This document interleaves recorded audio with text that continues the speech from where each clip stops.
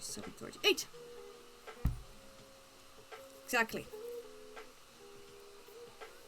This is the if a tree falls in a forest and nobody's there and nobody's there to notice does the tree even fall, you know.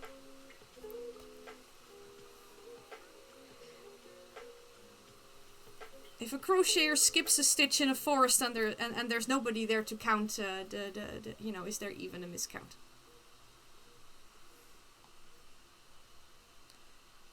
Right, 1, 2, 3. And I mean, this is also the bit that the body of the snail is going to be over, so, I mean, nobody's gonna notice.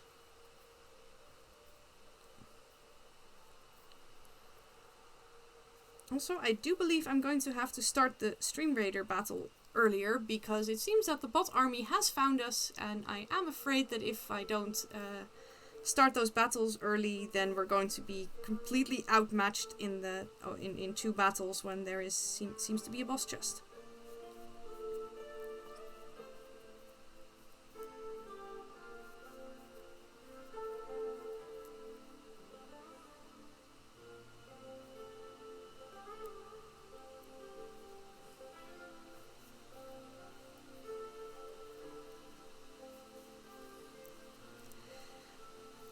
The weirdest fun fact is that, a lot of my project will have slightly miscounted stitches.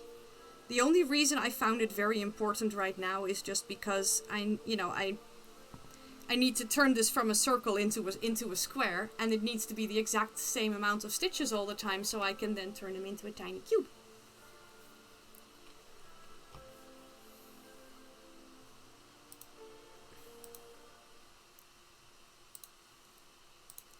That is the only reason I gave a crap. Because usually I really don't.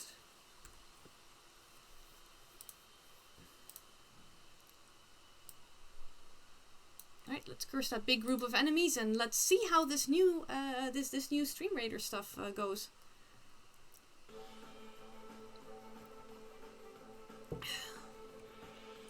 Bum, bum, bum. Oh my god, the animation on all these marbles is kind of good. That is fun. Alright, it seems the rogues don't go for the big drone thing, so that is a good thing to know. Ooh, are we even going to make it? God, this is only supposed to be a 1 scholar. There was quite a number of us on the field.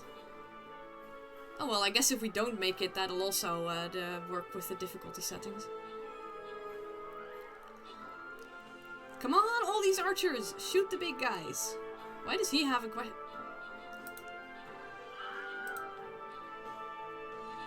There's lots of people with exclamation marks above their head. Do they have a quest? Oh no, wait, that would be a... Or can we hand in a quest with them? Is that a Star Trek logo?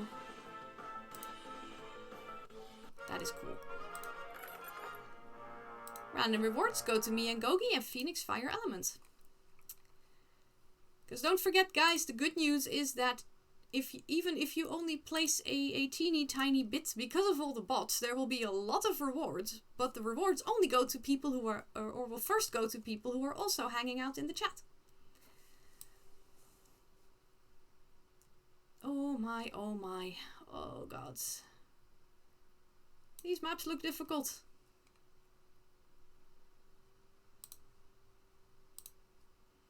Alright, so if we set up a whole group here, we can start kicking their butts, and if we then set another group up there who can distract these guys for a bit, and maybe some here, and maybe some there, and because otherwise we get to oh yeah, sadly there are. I'm still not 100% sure of the what the goal is behind the bots, but it's you can. Most of these people are most likely bots. If I am wrong and your name is on this list and you're not a bot, please say something in chat. Although not all viewers, of course, watch while you're playing. But But the rotten thing about them is that they place a lot in battles where there are no you know, just the regular battles, so the 1 and 2 scholar ones and stuff. And then once you get to boss chests, token chests, skin chests, so, you know, the chests that you really want to get and where you need the better placements, because they're 4 and 5 skulls, they will disappear off into the sunset. So then suddenly as a streamer, like, you had like 100 units placed last battle, so the map difficulty setting will be scaled up to your last battle, which was like 100 units. But they will have buggered off. So on this important extra difficult boss fight, you are suddenly stuck with, you know, the 5 normal people that placed, and, you know, and a difficulty setting for 100. So all I can think of is that they are, so my theory is that they are professional trollers and should go, you know, I don't know,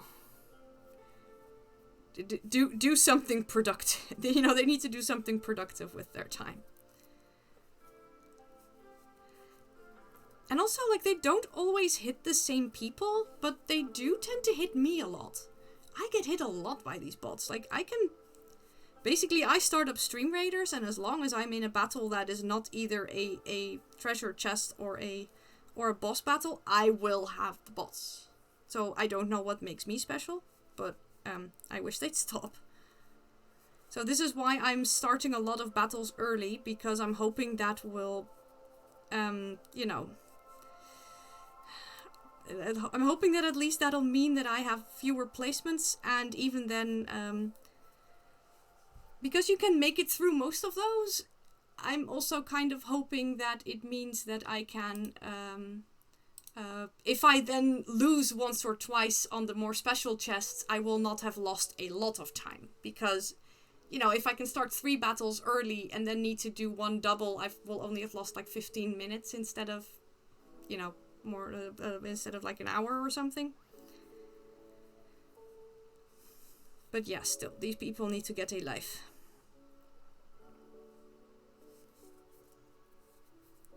Because I love this game, I think it is so much fun, so I am not going to be deterred by a bunch of people who, you know,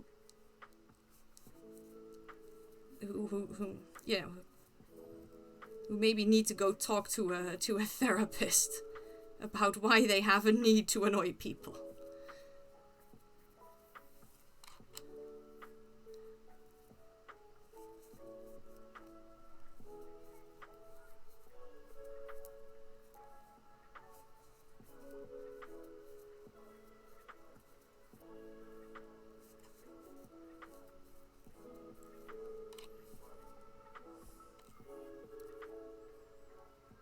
So let's not dwell on this too much. It is how it is. Gods. It is so warm here in the Netherlands that I am getting a very dry mouth just from talking. So I am going to have to take a lot of breaks this stream, just for reasons of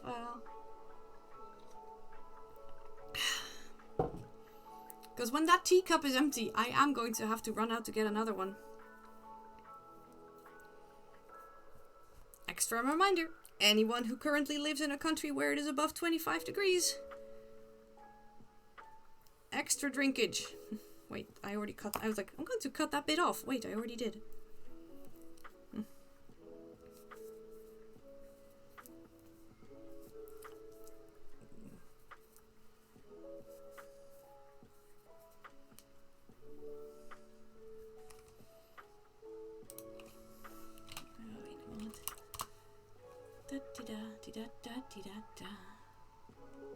Hey, excuse me.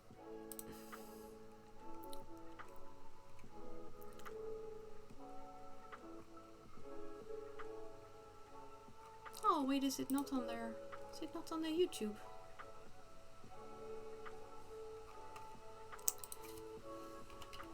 Or did they just use old footage? I thought there may have been new sloth footage from the zoo. Because they recently posted an update, because the little baby sloth is now about 2 months old. So I'm wondering, did they use old footage or something?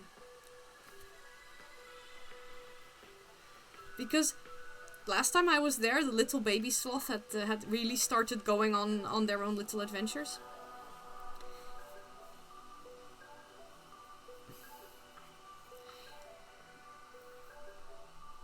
I think that might be the same footage. Yeesh. Yes, baby sloth. Baby sloth to or something. There. Trying to fish up some yarn. Checks your phone's weather app. It's currently 28 degrees in your part of the UK. Oof! According to my computer, it's 26 degrees Celsius here, but they are expecting the 31 tops in places here. It is ridiculous. And tomorrow again, and guess who has a shift at the zoo tomorrow? That'll be me.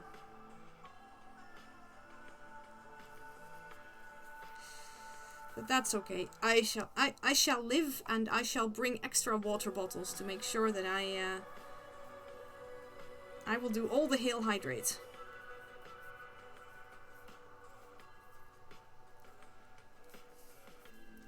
Did Mama Sloth successfully escape Baby Sloth? Well, the last time I was there, the little one was playing around on its own, although Mommy Sloth was keeping a very big eye on it, and at some point Daddy Sloth as well. Like, Quasimodo is a really good daddy. Every now and then he seems to take over babysitting duties.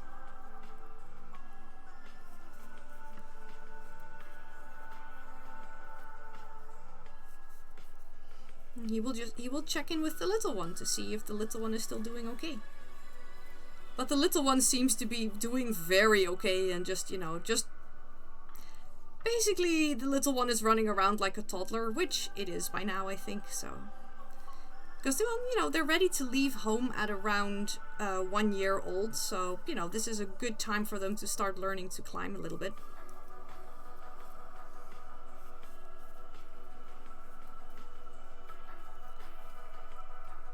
Ooh, tomorrow it's due to rain. Yeah, like the weather app said, first they thought that it was going to rain a lot tomorrow, but now they think it might actually either be dry tomorrow or only rain really, really late. Oh wow, the current 14-day prediction is that you mean rain? What rain? Oh dear Lord.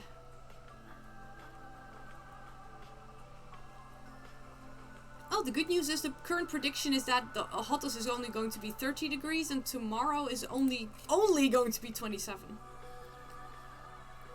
Oh, at what time was my shift again?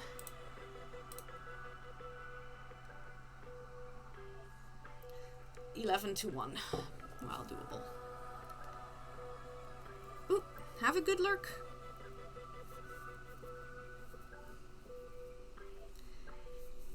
Also, I might mess a bit with my streaming schedule this weekend because it's my mother's. I'm going to my mother on Sunday, and I might actually just do a go early and stay late kind of deal.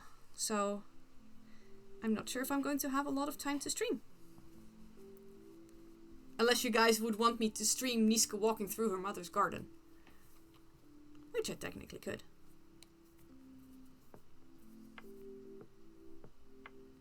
Oh wait, I think I took the streaming app off my phone because I wasn't using it anymore. Is that 3? Or is that 4? Oh, that is 3. Alright, we have successfully made the first round of the thing, so now we're just going to make a few more rounds.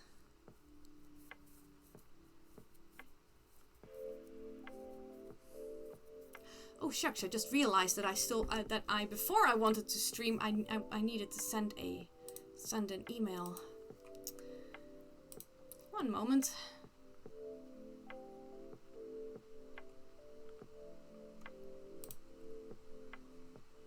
I need to reply to someone.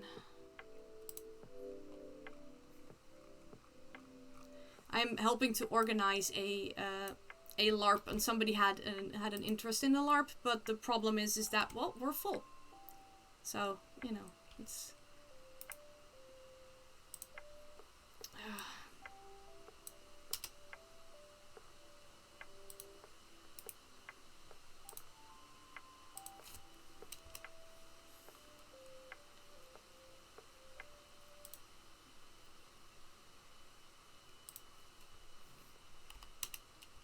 Realize I forgot to make that. Okay, I need to make one capital letter here.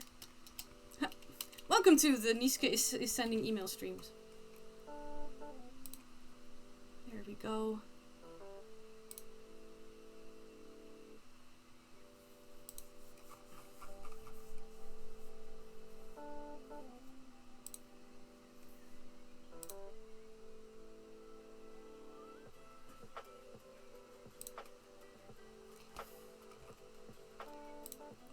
So seriously, okay. Just too cool. There is going to be a LARP. I'm not going to be attending that one because it was too close to Harvest Dance for me, which is the Victorian Fae LARP. But there is going to be a LARP called Meeting of Monarchs, which is all about the Field of Cloth of Gold. It is basically Henry VIII, known for, you know, the English king, known for killing so many of his wives, or having so many wives. And Francis I of France decide that they are going to be the great peacemakers of their time. This is still during Henry VIII's first wife. She is still queen, and basically what they do is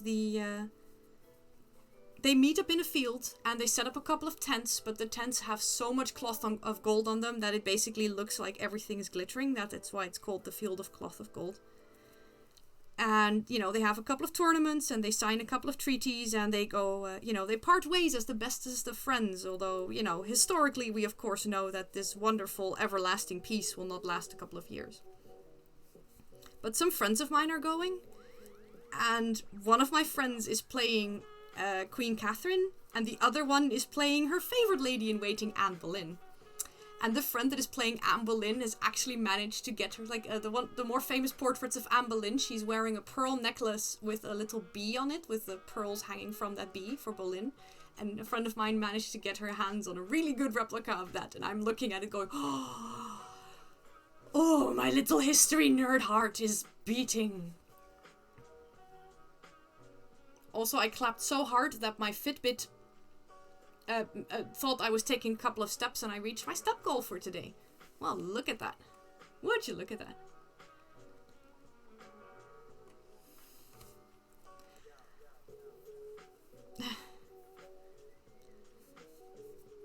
Oh, good gods, the fun of good accessories on your outfits, not only for LARPs, but also in real life. I always think I like good accessories. I mean, that's why I have so many hair clips and so many earrings.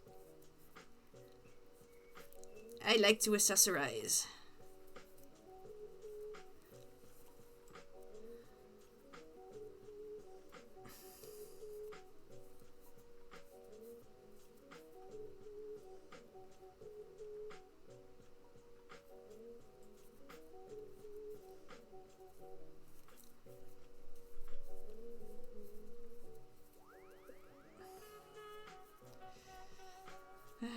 Oh dear.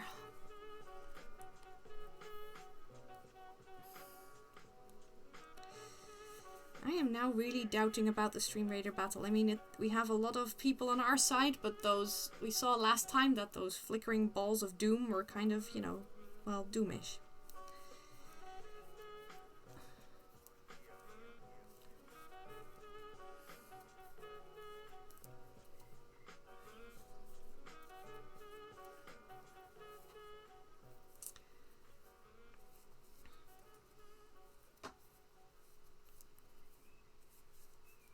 Although last time we won by a pretty big margin as well, but then there was only one flickering ball of doom, and not like 6. or 7.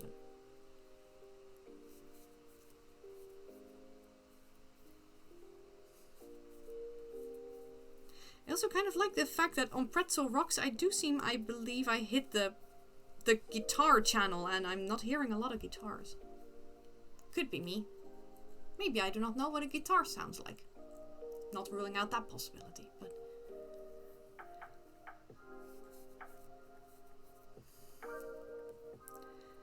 Oh, also, I have great plans for after I finish this cube. I mean, I still need to finish, of course, the tea set. We're not forgetting that, but... so you guys know I make these early birds for a Dutch charity. And I was recently making their little summer patterns. Also, we got several messages from the from different hospitals that they really like the packages of little summer patterns and that they're really happy. So that's good. No, the cube is for me.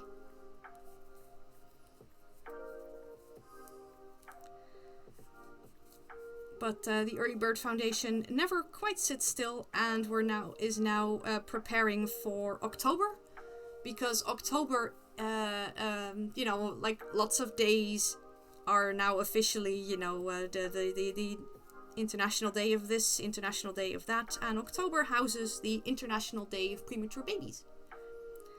And for that, they are going to be helping making care packages for people whose babies are in the hospital at that time. So they've made a special pattern, which is basically 2 very big hearts on each other and then tails in the back. So instead of the little birdies, it'll be more like very big hearts. And then with the, you know, it's like shaped like this, and then with the little eye here and a nose there, and then the tails coming from there. But the rule is they all have to be made in purple, or purple and white.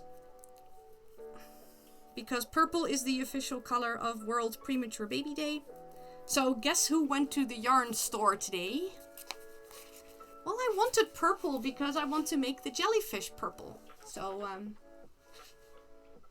and I only had light purples left. I had like, you know, like this pinkishy purple and all kinds of lavenders. And this thing always makes purples too blue. I think this is better. But I figured this was a great excuse to splurge on some purple yarn for myself.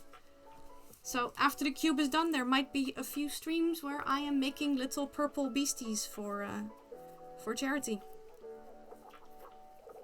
So that is how we roll. But yeah, the cube is for myself. I have it basically started as like I have problems going to bed on time right now. I am going through a slightly more difficult time again mentally. And my husband has discovered, according to him, sometimes if I'm sort of stuck in my own head, the best way to reach me is to throw plushies at me. But he was like, well, but he will need things that are both easy to throw and also, like, you know, sometimes like this plushie still has the tags attached to it, so if you throw that wrong, I might get hit by the tags, stuff like that. So, yeah, you know, it needs to be a non-lethal throwing companion. And I already have a cube-shaped plushie. She's called the Pinky Cube. I think she's on my Instagram somewhere. I think I photographed her once in the early days. My Instagram is still the cutest. I just post pictures of random plushies and people seem to like it. I need to take another picture of the Pinky Cube. Maybe I should offer up the zebra as well for these options. I think the zebra would be... Let's see.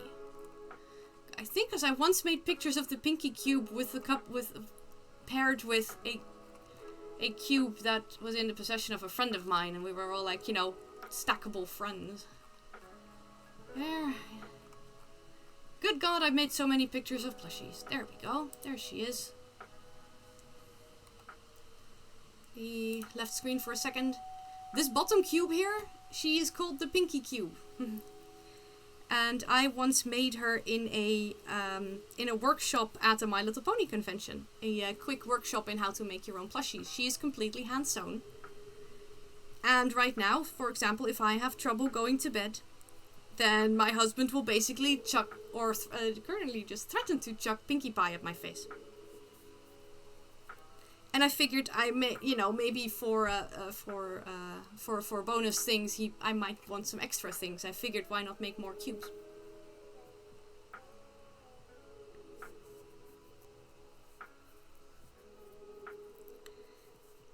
And then I figured why not make one out of granny squares and also make it a bit of a tactile experience. So this is also why, like,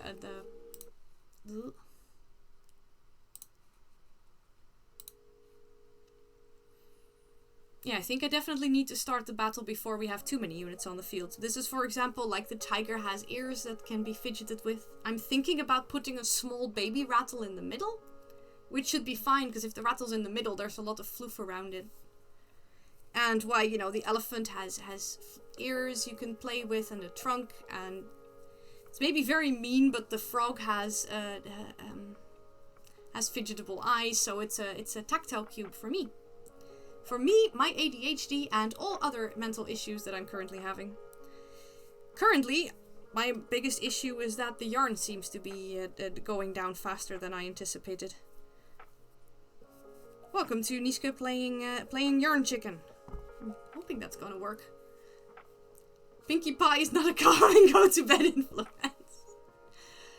Well, you know, maybe she can just bounce up to me and go, slumber party! You know, Pinkie Pie encourages slumber party. It was super effective.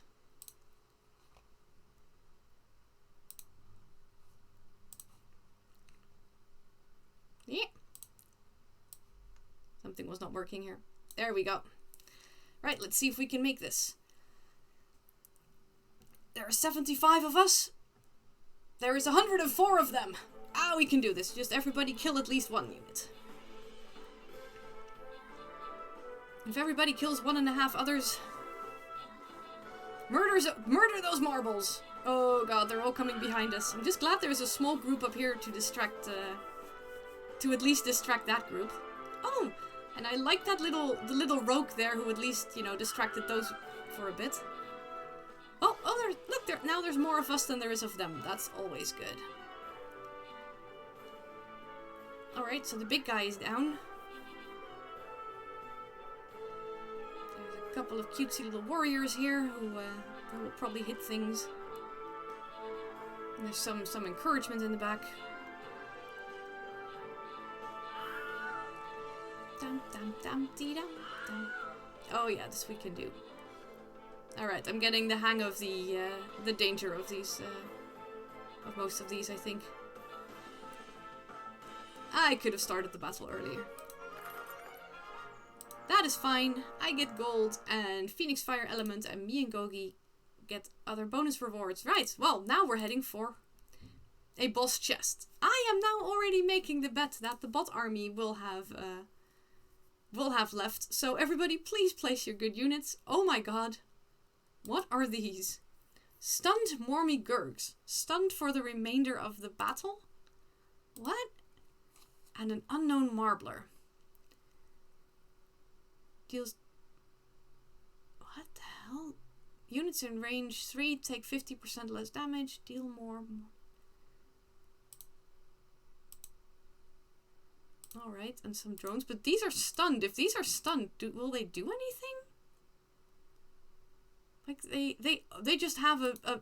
Oh god, they have a metric ton of hit points. I guess that might be their thing or something. Right, is anyone... Wait, why are we not getting any... Ah, apparently the Berserker is strong against these. Right, let's just all place around here and see how far we get. If you have any epics or, you know, any very good supporters, I would be most grateful. I should also check, because I think... No, not skins. Quests. I have just created 3 battle plans. I now need to win 3 battles. Ah, that we can do.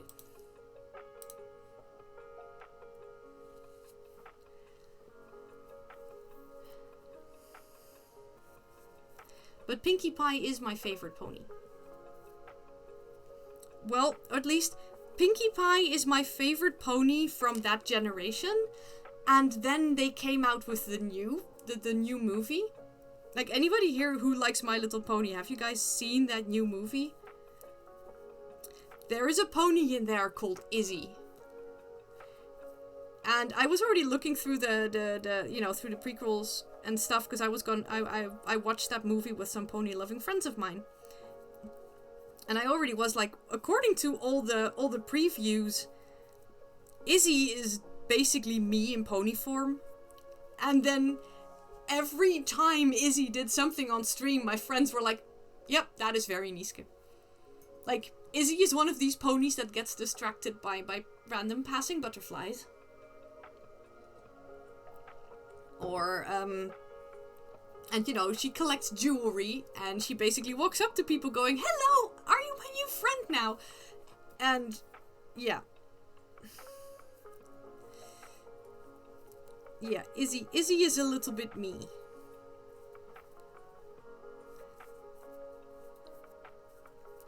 And she has amazing hair.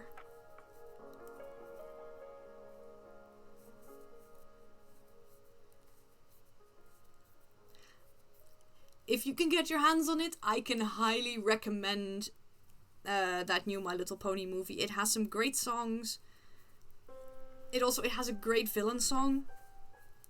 I actually use one of the villain songs on my workout sport list just because, you know, it bops. Like, the song is literally about forming an angry mob. Mob, mob, mob, mob, mob, mob, mob, angry, angry, mob, mob, mob, mob, mob, mob, mob, danger, danger. It's kind of ridiculous, but it's really kind of fun.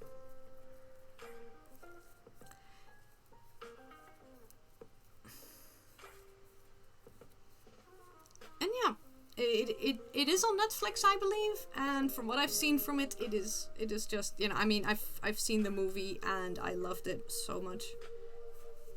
It's just cute and adorable, and it takes place in a bit of a future. And there are still references to the previous generation, which is really kind of cool. And hey, Rainbow Dash is an excellent pony to like. Then again,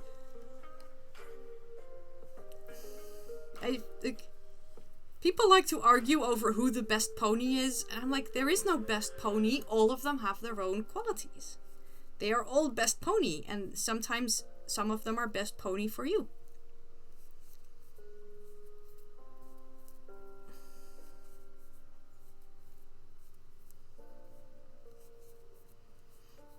Also, what I really like is the pony movie has a Pegasus character in there who has such the best non-binary vibe. Like, they never say it because I guess it's not really Hasbro's thing to do it, but oh my god.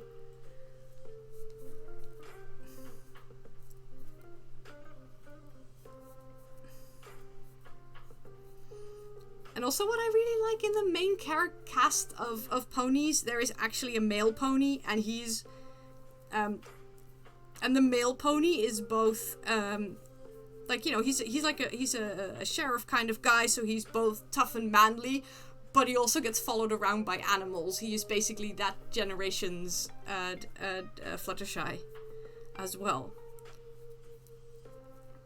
But I love that whole representation of, you know, you can have a super serious, tough and manly job, but at the same, you know, and be on all kinds of calendars, but at the same time have a soft spot for animals. It's the subliminal positive messaging, man.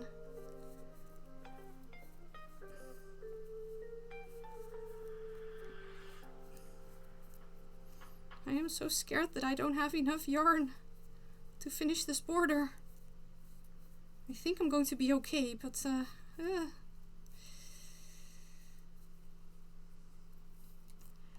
I know, right? Subliminal positive messaging. Totally nefarious.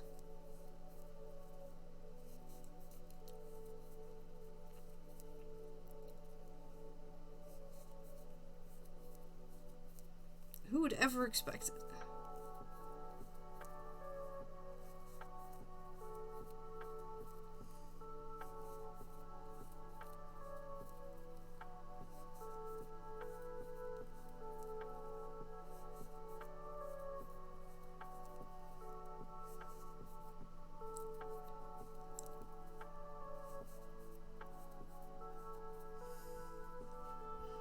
Right, I think I should be able to finish this without any problems.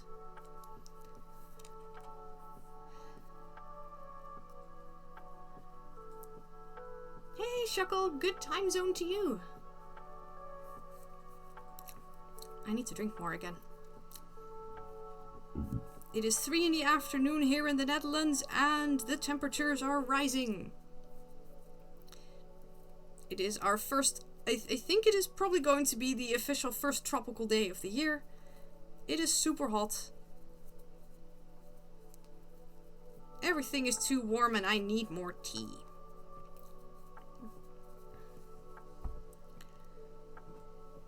I might also have to go for my first break because, you know, this tea mug is almost empty.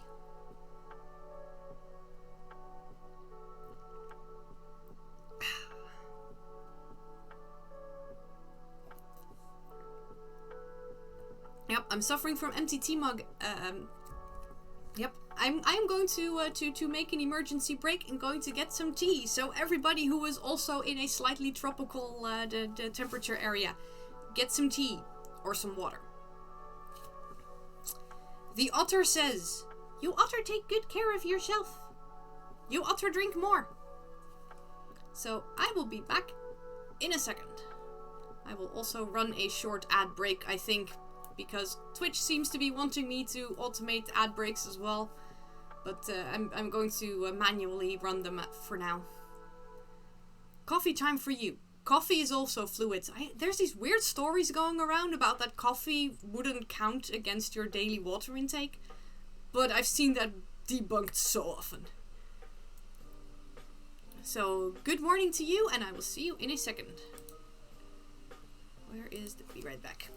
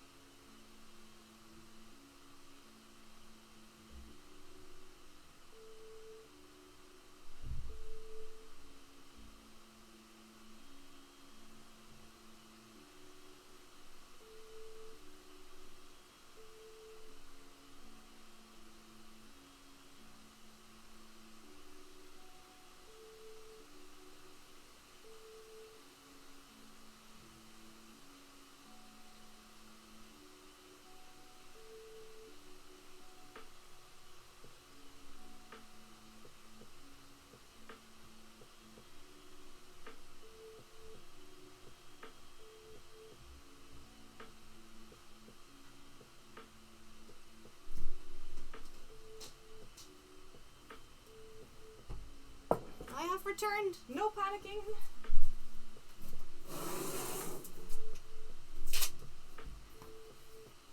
Ooh. And hello, Matt West told me to be here. That is a fun username. Welcome, welcome. Thank you very much for that follow while I was off getting some tea.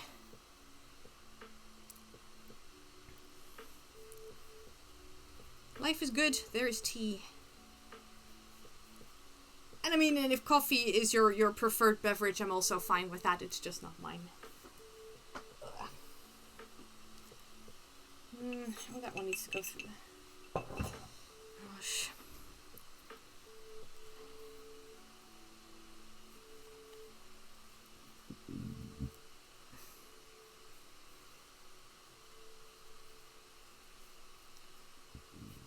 So yes, how is everybody doing this fine day?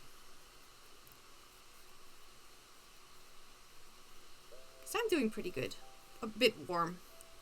So we went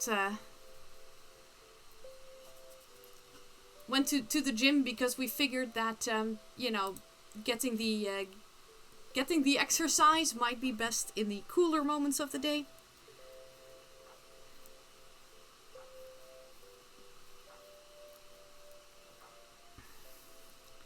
And man, sporting at the gym is more difficult in this hot weather. That is definitely for sure. But we made it. Did the exercise. I am so strong, yo.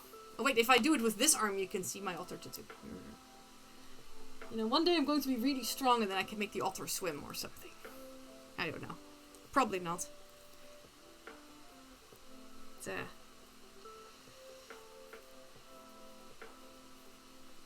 doing all this exercise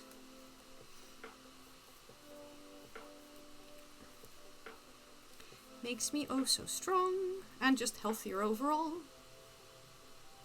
The husband is teaching on Zoom. You're frustrated you can't stream. Ah, I can imagine that.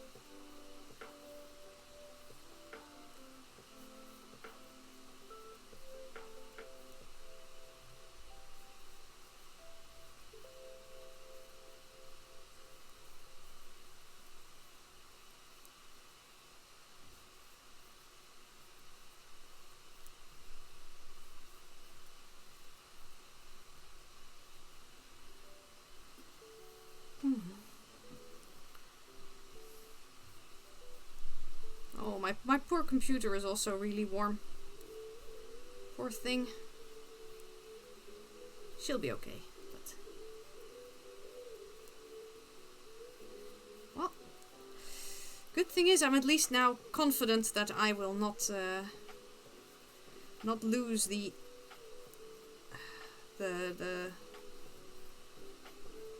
yarn chicken. Ooh, crocheting along. You're working on the final piggy foot. Ooh.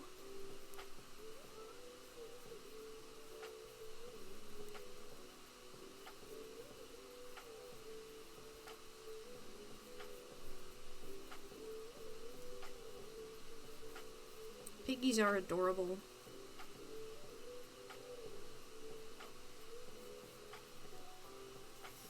Alright. That is at least the big work of a snail. This is a super fast little project like this. I mean, I still need to put details on the otter. Like, I have 3 completely finished, and now I have 2 which just need the details.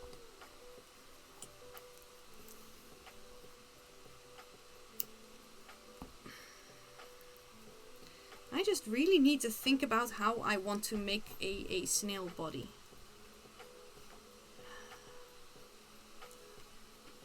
And step 1 is, of course, find out where I left the yarn that I had originally intended to use, because this is the otter nose. Might also work for a snail body. I mean, there's enough for both of those. What do you mean here? No, this is just more brown and white.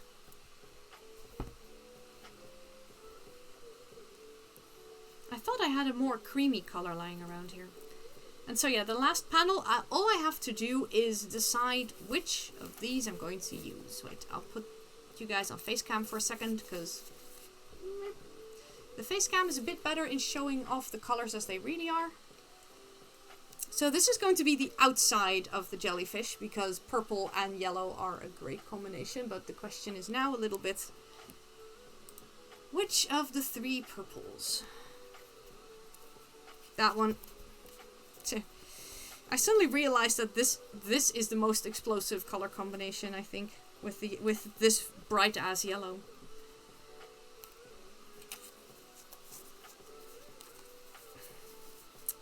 So now I can sort of wonder to myself if I want to make a if I first want to make this, but then for the jellyfish, or if I first want to try and make a snail body.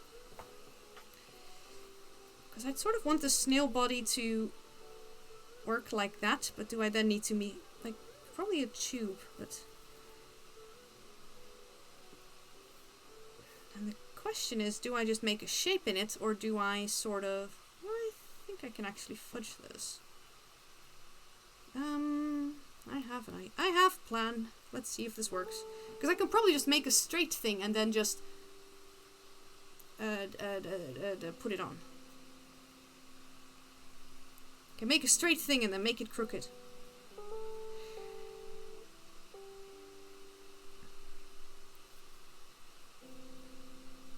Because if I use a foundation chain with double crochets, it's probably also going to be the exact right length from the start.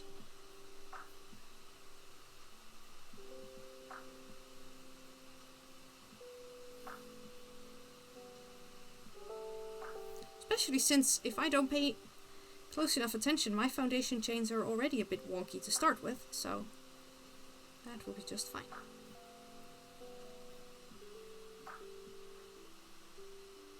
I've heard it enough, I'm calling their bluff.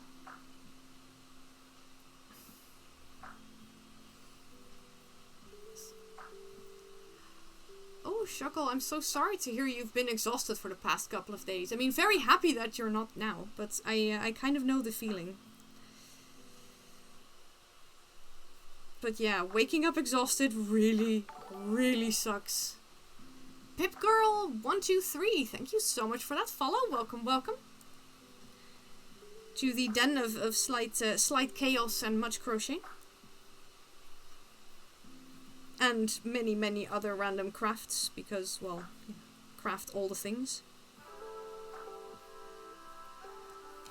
Slight chaos and many, many otters.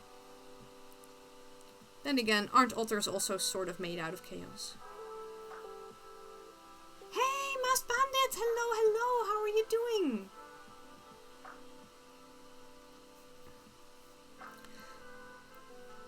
Also, I heard that in the UK, there's people who are now really pissed off, because in the UK, it's also going really well with the wild otter.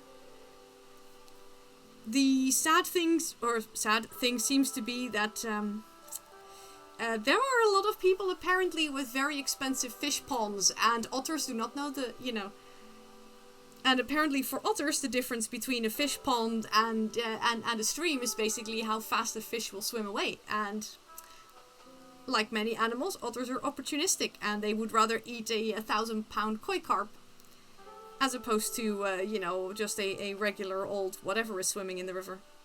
Because, the koi carp can't swim very far.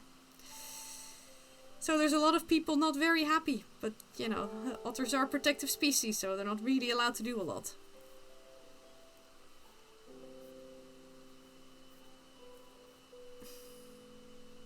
And for some reason, all I can think is, oh, that is rich people problems. I mean, I can imagine it's really nasty. I mean, a $1,000 koi carper is, of course, you've probably had that for a while, and it's an expensive thing. But I mean, if you can spend that much on a fish, you can probably also buy a fence. But that could just be me.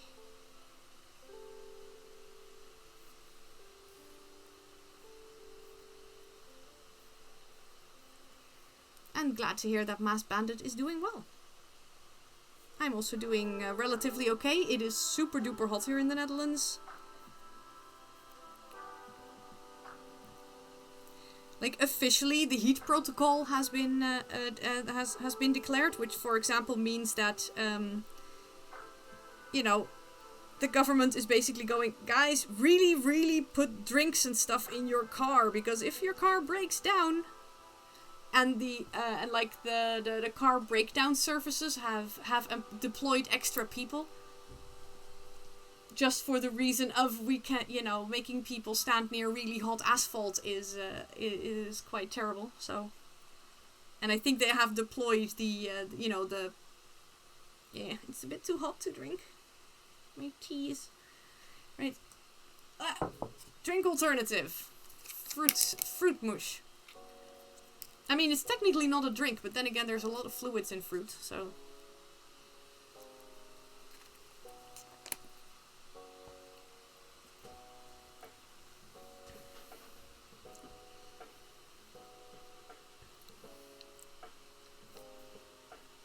But yeah, it is water bottles, hats, and lots of sunscreen time here in the Netherlands.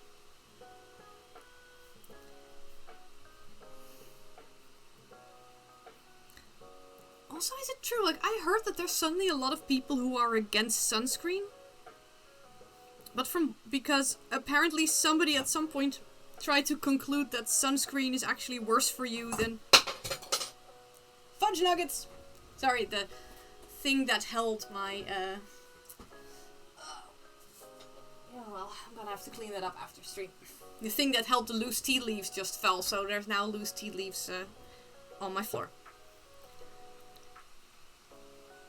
But it turns out it's sort of what the studies apparently, but it's not like, apparently people who use a little bit of sunscreen are at a worse risk than people who use no sunscreen, but apparently that is because people who use a little bit of sunscreen will then forget to reapply it, but also are thinking, oh, I'm wearing sunscreen so I can go out, and then get burnt worse because people without sunscreen know they are not wearing sunscreen and will therefore usually stay out of the sun. So it's not the conclusion that sunscreen is dangerous, which some people are saying. The conclusion should be that if you should not forget to reapply the sunscreen. That and sunscreen is not a magic save-all. Please still, especially if it's really, really hot, just cover up all kinds of bits and bobs and don't be in the sun too long.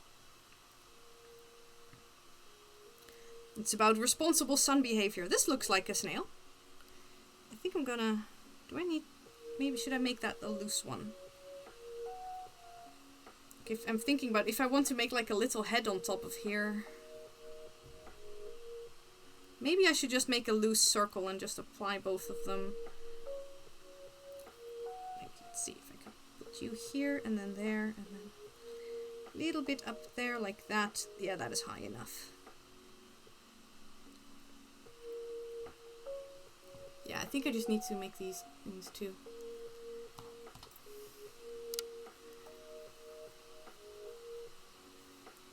You're allergic to cocoa butter. Ooh. Mineral sunscreen is one of the better options compared to other sunscreens with chemicals. Yeah, okay. There are definitely more effective and better or worse sunscreens, but,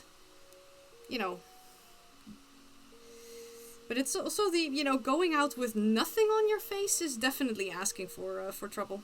But it's always a... Treat the sun with respect. She be burnin'. Alright, so I want it like this, which means that the tail needs to be applied through there. There we go. But mineral sunscreen sounds like a good option as well. And it's all this stuff, I think a lot of people also don't quite realize what their skin type is. Because, fun fact, I don't burn very quickly, apart from like my neck. My neck burns really quickly, and of course now I have a tattoo, so I need to make sure that that bit doesn't burn. But for example, my husband basically looks at sunlight and turns into a tomato. We have completely different skin types.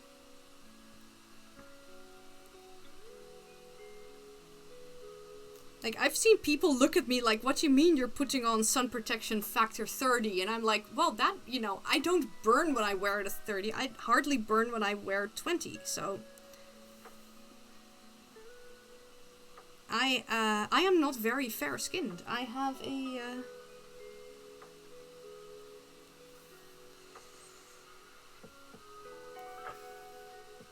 I have a skin that is naturally slightly sun resistant, but only slightly. I mean, I will burn, in this weather, I will burn anyways. It's always a bit of, you know, knowing what your own skin needs, because I know people who just, you know, they just look at the sun and they turn crispy.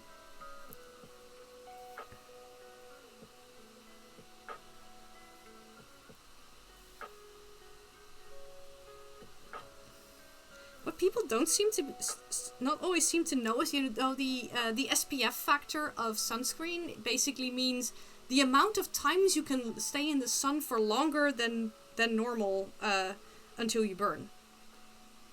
So it's like, you know, if you can normally stay out in this kind of sunlight for 5 minutes before you burn to a crisp, that means that you can, with factor 20, you can stay out for an hour, because it's 20 times as long.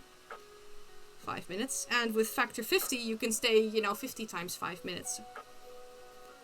So, never forget to reapply thine sunscreen.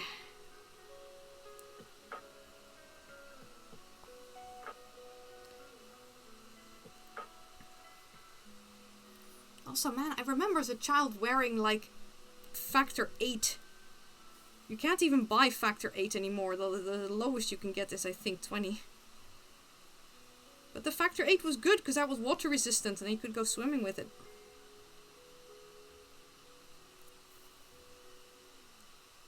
And then burn to a tiny, tiny crisp. I mean, that would happen. Oh, there is a snack and a Stream Raider thing.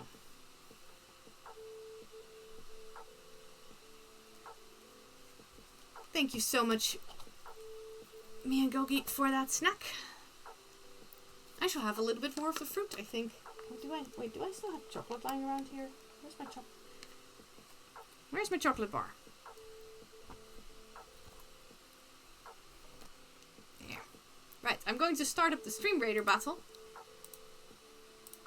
while looking for my chocolate bar and hoping it hasn't melted. Alright, let's curse that lot and see where this leads us.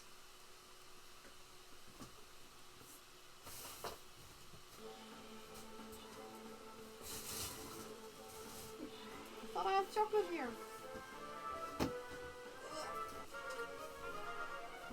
Well, that went fast. I look away for 2 seconds to see if I can find out where my chocolate bar went and suddenly win. What happened? Oh, I found the original color that I wanted to make the snail with. Well, I'm not going to redo that bit. I am too lazy. Oh, there's found the chocolate. Excellent. Also, let's open this captain's chest and grant the random rewards to me and Gogi, Phoenix Fire Element, and Sphinxy Fam. Ooh, we got a raid! One moment, I will start up this battle. And then we can go, we will say hello to the new people. Hey, and hello, Runa. Oh dear, low energy. Oh dear, oh dear.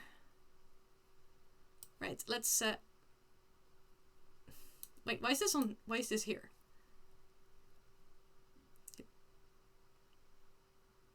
Is that on our side?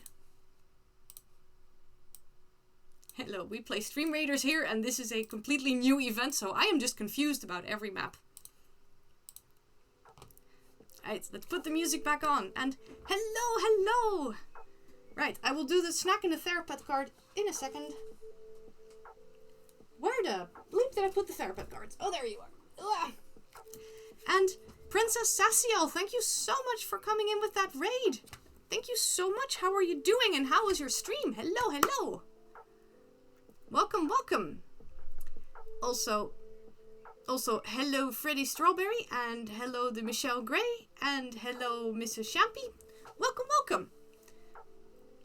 How is everybody doing today?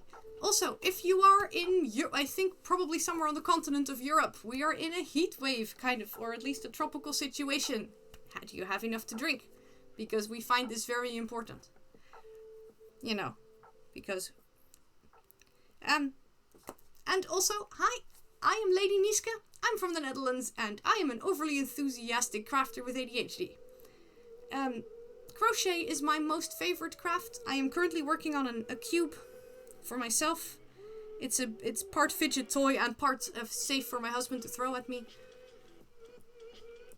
But you can also sometimes find me doing spinning, cross-stitching, embroidery. I've done diamond painting, calligraphy, plushie making.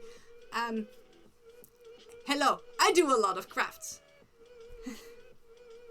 So yeah, currently I'm working on a cube. The idea is also that it's part a tactile thing. So we have a little elephant here, and a little tiger and the frog, which are all done. And this is a snail. We're also going to have an otter, and there will be a jellyfish because I can make more of the twisty things.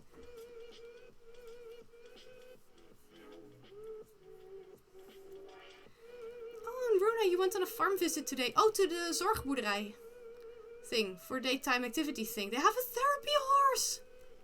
Therapy horses are the best. No, don't worry about raiding and running. As a streamer, I know the importance of, you know, sometimes having to stop your stream to do real life things. So, thank you so much for bringing your people over. Thank you also. Oh, you were making a pride dragon. That sounds awesome.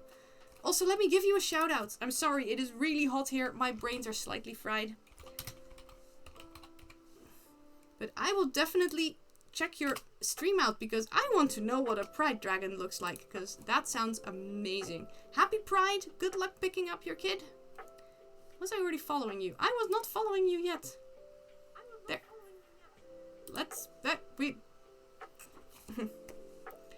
You're Sass from Mickey's Discord. Right. I have followed you. I am going to check out if I can find pictures of a pride dragon of yours somewhere, because that sounds totally adorable. You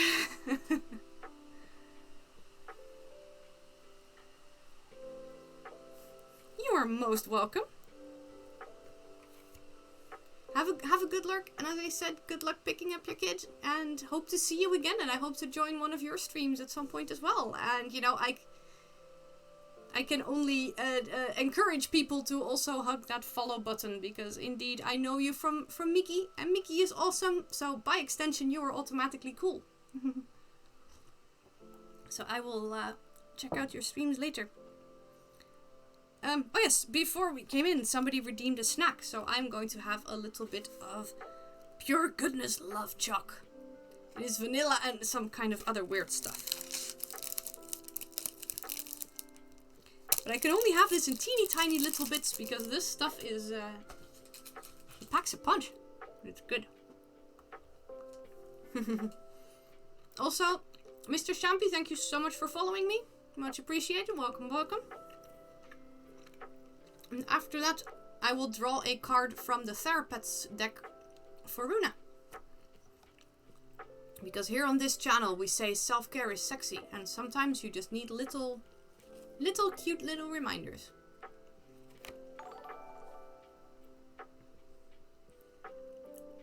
Hello, Lucky Sweet Art. Thank you so much for that follow.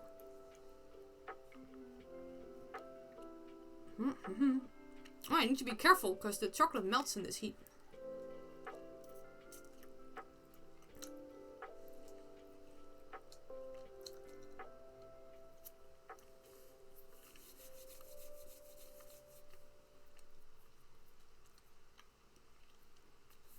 And there's Mickey as well! Hello! Welcome, welcome. I need to finish my chocolate.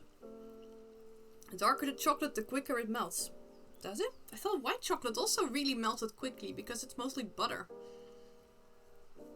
Oh, you're a lurky puddle today. Is it as hot where you are as it is here? It's like 27 degrees Celsius here.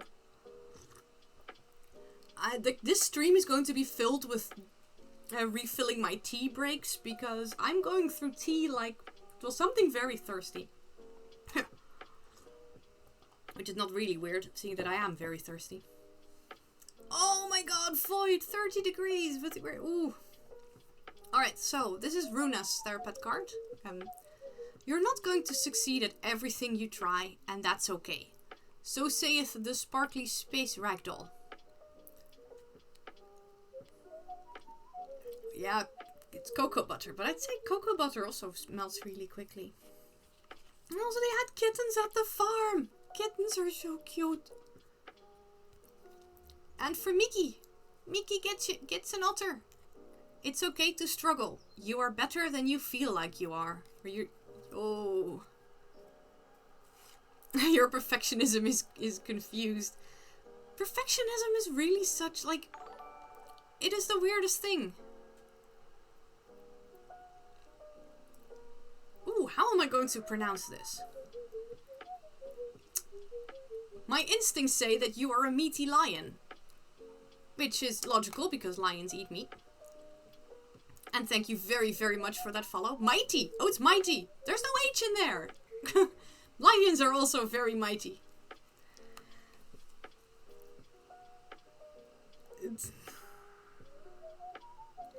It might be my Dutch view on how to pronounce eyes. Yeah, yeah. Oh wait, Mitty would be with 2 T's as well.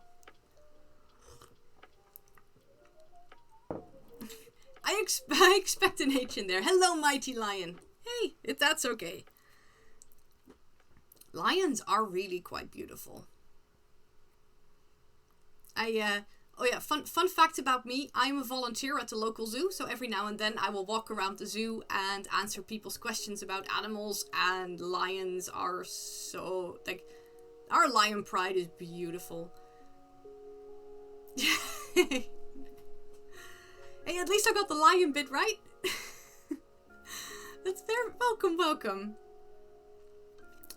But yeah, the Therapet cards today say you're not going to succeed at everything you try, and that's okay. So, you know, you can tell your perfectionism to stuff it, because nobody's perfect. And if nobody's perfect, then it's fine. And it is okay to struggle. You are doing better than you feel like you are. And so saith the little otter. Look at this fish. It is a bit trolly. I've seen worse. Oh, and Mickey's still getting over your sickness. Oh, with the extra warmth, that is of course also no fun. You will leave your phone on lurk. Yay! But yeah, go rest, Runa.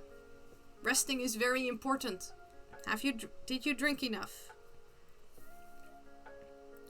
We find drinking enough very important on this channel, and having enough snacks and stuff. You can call me anything but late for dinner.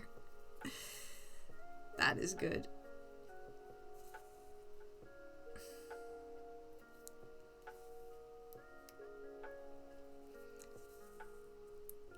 Mites are moth in French. Oh.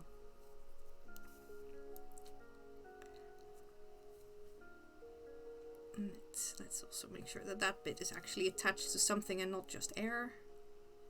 Here as well. So yeah, I am currently working on a, it's sort of like a very large fidgety cube thing. With just a couple of random animals on them. It's for myself. And this is a little snail. But I am mostly trying to, figure out a way to make a snail look good on this. Because I basically, all the animals I have follow the same base pattern of this circle and then turn it into a square. But I'm sort of, making up the colors and the accessories as I go along. Currently, it seems to be working quite well. I'm kind of surprised how well this works. Also, by the way, how is Void doing? Because I think I see Void placing things in Stream Raiders. Oh, it also seems that the bot army is back.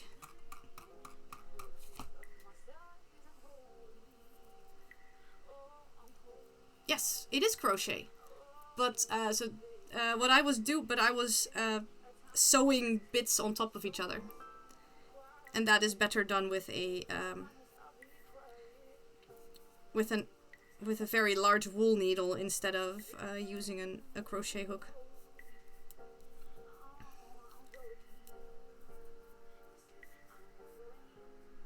You're melting! Ah.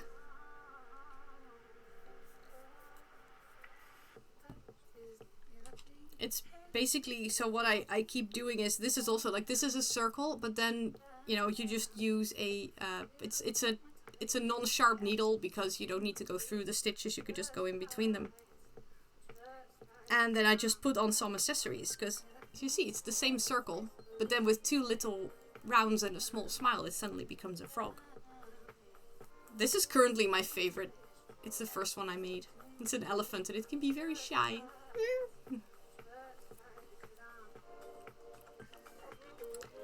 It's all about the little accessories that make up different animals.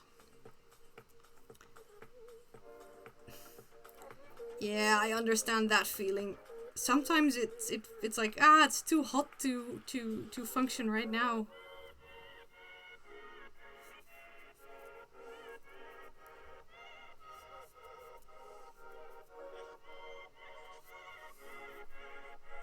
Blue's doing worse. Oh, he got home half an hour late due to traffic jams. Oh no.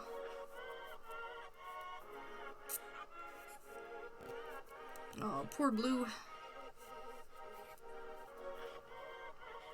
I hope Blue's doing okay again. I hope it wasn't too hot in that taxi. I hope they had airco. We've come to the conclusion that anything that is crocheted is cute. Legit. Or at least everything I crochet is cute. I mean, just for some random examples. Where's the purple? Where's the purple otter gone? Ah, there you are. Because, you know, I mean, itty bitty purple otter. Adorable. This is a special pattern for a Dutch charity. This will be safety tested and then go to help premature babies. Super cute. Rainbow hedgehog, adorable. Pride turtle, beyond cute. Very tiny, but beyond cute. Like, there's like, I made a pumpkin this autumn. Even that is cute. It's a pumpkin. So yeah, I have to agree with you on that. Anything crocheted is cute.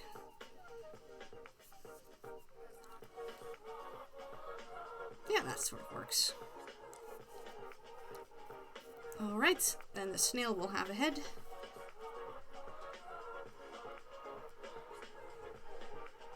I shouldn't make it too close to the edge. It is a bit of a wonky snail, but then again, aren't they all?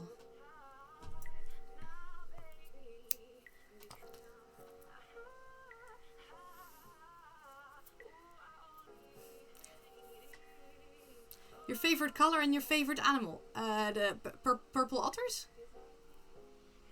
Okay, my favorite color does tend to be pink, but otters are definitely my...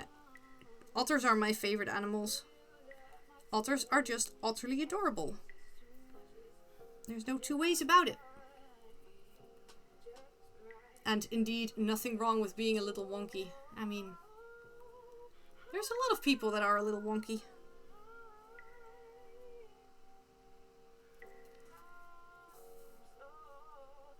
The best example. Yeah, people made crochet viruses at some point. Also, very cute.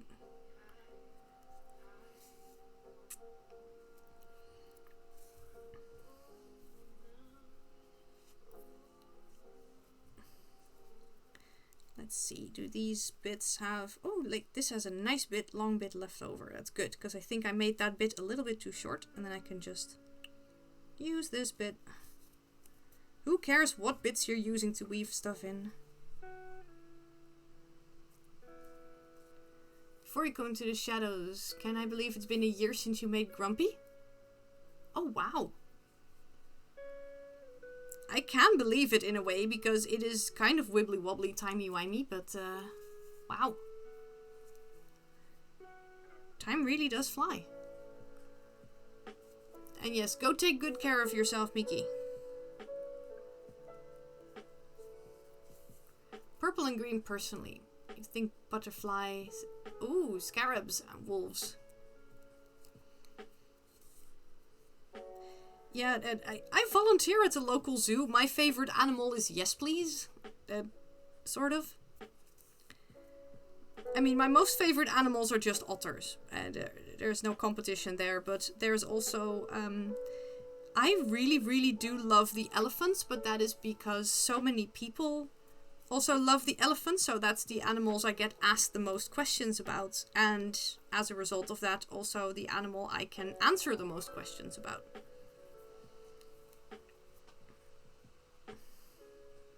So, you know, they get a bit on the favorite side just because it is so much fun to talk about them. And of course, the snail needs little feelers. Or little... Like, they are technically eye stalks, I think.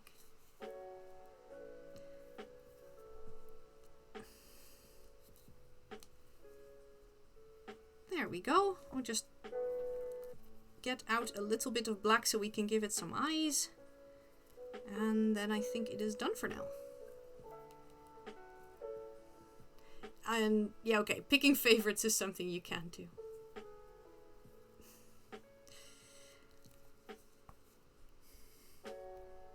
I mean, I sort of can, but it is also like a... Sometimes people seem to think that if you have a favorite that you don't like the rest, and it's like... No, it's not. Like, I just love everything, just some a little bit more than others. But...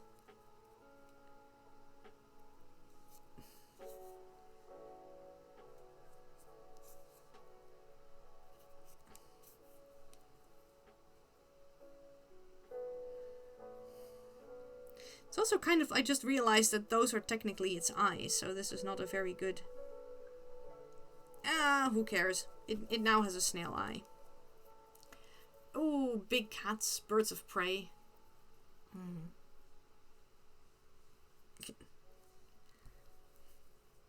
Birds of prey are awesome. Oh, we're going to have baby snow owls probably because they the mommy snow owl is sitting on a nest again. Baby snow owls are so funny because they are tiny and grey and fluffy and they look all grumpy. Like, the amount of cuteness of baby snow owls is indescribable. The best bit, in my opinion, is because, you know, they have baby feathers, so they're all fluffy and grey. But at some point, they'll start growing up. Here, there, we have another finished one. I maybe need to tie off some ends here, but I'll do that later. Right, that is 4 finished sides, so I'm going to start working on the jellyfish. Using this as a guide, because this is a little bit wonky. Let's see if I probably need to do those in a different color. And then I can... Yeah, like for people, having a preference doesn't mean you hate the rest of them. Exactly. But yeah, like in between the baby feathers and the grown-up feathers, like they are in this sort of in-between state, and they're like half white, half fluffy, and it is ridiculous, and they'll just look at you with these little faces looking sort of semi-grumpy, and I don't know what it is, but... Yeah, baby owls. Baby owls are so cute. Baby anythings are cute. Like the zoo currently has baby frogs. And the little tadpoles.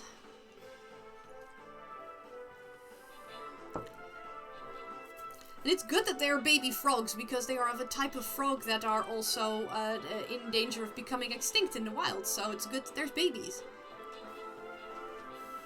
But, yeah. Tadpoles are cute as well. Ooh, can we make it? I keep thinking like, oh, aren't we starting it a bit too soon? Oh, there's these big roller things coming up from behind. Come on! Come on, archers! Don't let yourself get rolled over. This is going pretty well. I also think that these are relatively undangerous.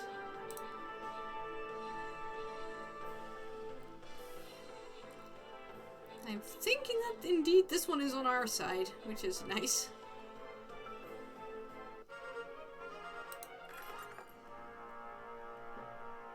Granting random rewards. Oh, we have a lot of them. For Miki, 13 Selena, Non-Existent Void, Meditative Crafter, and me and Gogi.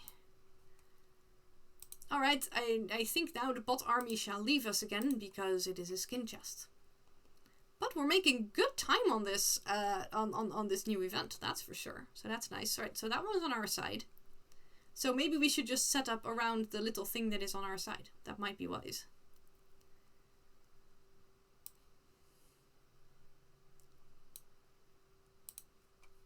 Because, well, it seems to be doing healing and boosting healing, so we want to keep that in the middle and experience all the fun of bonus healing.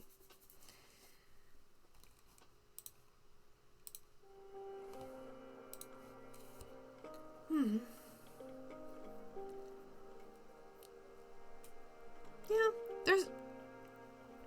And I think that is why, for example, I say that my favorite animal as a guide is just our elephants, because there are so many stories to tell about them.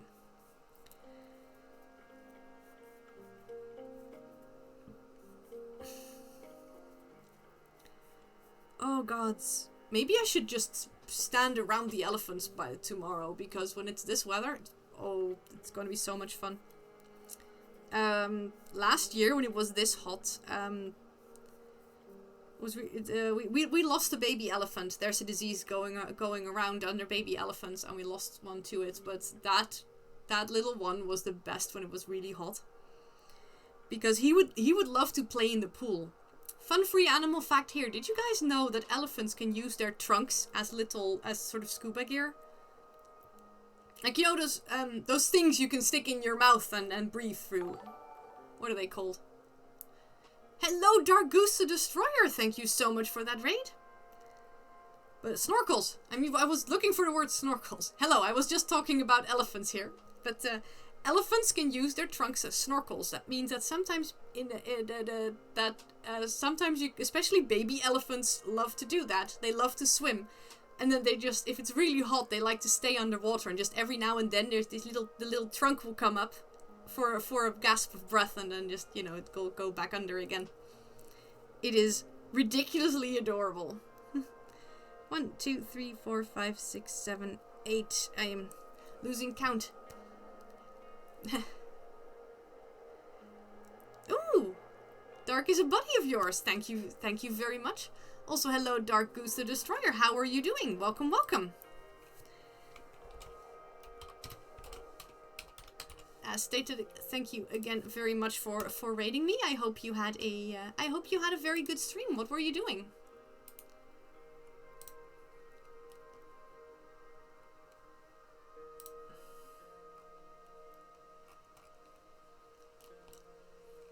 Also, geese are amazing animals.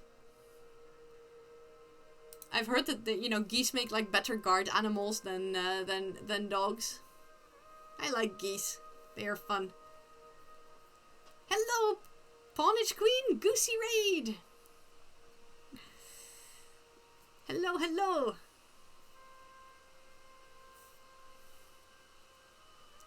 You like geese? They make chaos. Excellent reason to like geese. And Lion, thank you so much for recommending me. In case in case people don't know me yet, hi, I am Lady Niska. I'm from the Netherlands. I'm currently melting because we are in a bit of a heat, the heat moment. But yeah, I am an overly enthusiastic crafter with ADHD. You can mostly find me here doing crochet. I love making little things like this. I make these for a Dutch charity. And little tiny things like this, because crochet makes everything cute and rainbows make everything better. I am currently working on I'm going to make like a 6-sided cube with different kinds of animals. This is going to be a jellyfish, and it's going to be the last side. And yeah, but you can also find me here doing cross stitch, crochet, embroidery, plushie making, anything, because I have a short attention span and I love crafting because it keeps my fingers happy. Also, Polish Queen, thank you so much for that follow. Did I already say that? Sometimes I forget things. This stream might be slightly chaotic, but then again, we like that, I think. Geese can get scary when they're territorial. Oh, yes, cows as well. There's a lot of animals that can get scary when they're territorial. And yes, do not get chased by a goose.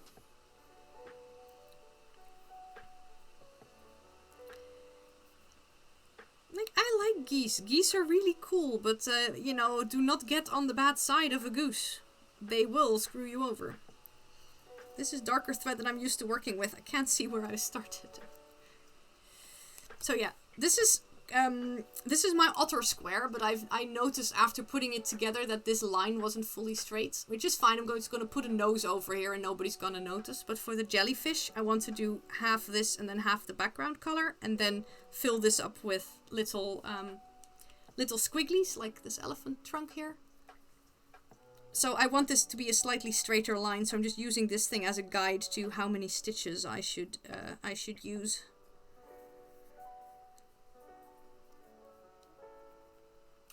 Still trying to figure out why Europe has not grasped the wonders of air conditioners.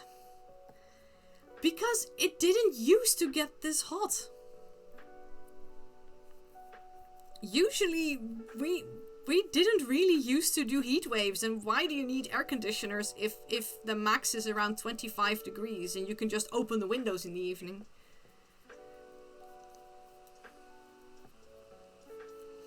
And I mean, more and more people do get air conditioners, and also like, I don't have an air conditioner, but my house was recently renovated, so the heat should stay out a bit more. So 1, 2, 3, 4, 5, 6, 7, and you know, but we do have a very large fan, especially for my husband, who might be melting at this point in time. But that's why we have a very, very large fan.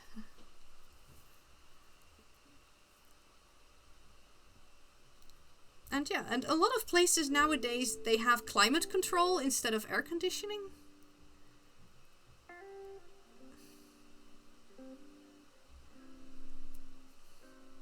But I know a couple of my friends who went out and actually bought air conditioners because their house was getting way too warm. We're getting more and more heat waves, and we slowly understand the need for air conditioners, I fear. Also, currently, electricity is expensive. I think there's a lot of people who cannot afford air conditioners. But,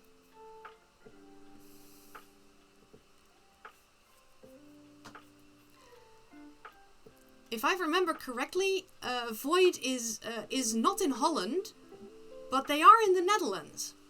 There is a very distinct thing. The Netherlands consists of 12 provinces, and 2 of them are called Holland, North and South Holland. This is basically like if you were going up to an American and go, "Hey, you live in Dakota, right?" Because there's two states called North and South Dakota, but you don't call the entire country Dakota land. Or Carolina, or I don't know if there's any other North and Souths. Historically, I think we have been called Holland at some point, but the official total term is the Netherlands.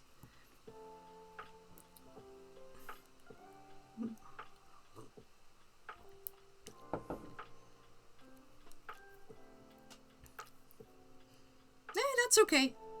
1, 2, 3, 4, 5, 6, 7, 8, 9. I think this should be about right. And now switch to... wait. Because on this one I did 1, 2, 3, 4, 5, 6, 7, 8. So this is 1, 2, 3, 4, 5, 6, 7, 8, 9, 10. Yeah. Then I need to unpick that one because I need to color change there. But it is, yeah, it's a bit like with England and the United Kingdom. Yeah, good point. One of our southern provinces is called North Brabant. Because indeed the south bit belongs to Belgium. Historically, there is a whole lot. There is a whole lot of canoodling going on. Also, I'm pretty sure that the first time that we were a kingdom, it was technically the Kingdom of Holland, but I believe a couple of provinces, I think, for example, Friesland, was not yet part of the whole concoction. 1, 2, 3, 4, 5, 6, 7, 8. I usually can work in a round, and this pattern is, you know, slip stitch and then work up again. So I forgot to bring this one along in the back. That is not very smart of me. Over this distance, it's doable. Just. Oh yeah, there's also a Belgium Limburg. Oh, you're a history major. You know all the canoodles. Yeah. Dutch history is. There's a lot of canoodling going on here. I can tell you. We love our canoodling. No, this is one too soon. Otherwise, we get these switches again. There's a great podcast. You can find it on Spotify called History of the Netherlands. It is basically two guys from Australia who live in Amsterdam, and apparently they do they do the tours on the water by boat. So they know a whole lot about history, and I think they partially started the podcast. I think they started it in COVID times because, well, they needed to keep busy. But now they're continuing it anyway, and they, at some point, they wanted to make a 50-episode history of the Netherlands. And then the entire thing, but they are now on episode 40-something, and they are still sort of stuck between the 14th and the 16th century or something, and they're like, well, we're never going to... this podcast is going to be slightly longer than expected. But it is really interesting, because I didn't know half of the things they are talking about, and it's really cool. Also, in the last episode, they were like, we're only going to, you know, we have a max of 1 Flemish revolt per episode.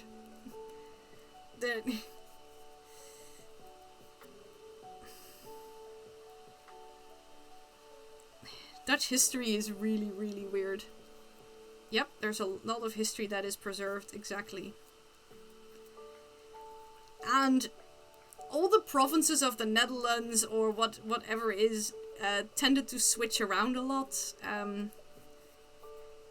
There was a lot of tiny self-governing things and a lot of invasions, and then people got married and you know, and then it was like, oh, but if we marry this person to that person, we can suddenly, you know, now Brabant belongs to us, and it's... yeah. Canoodling. Word of the day. Canoodles.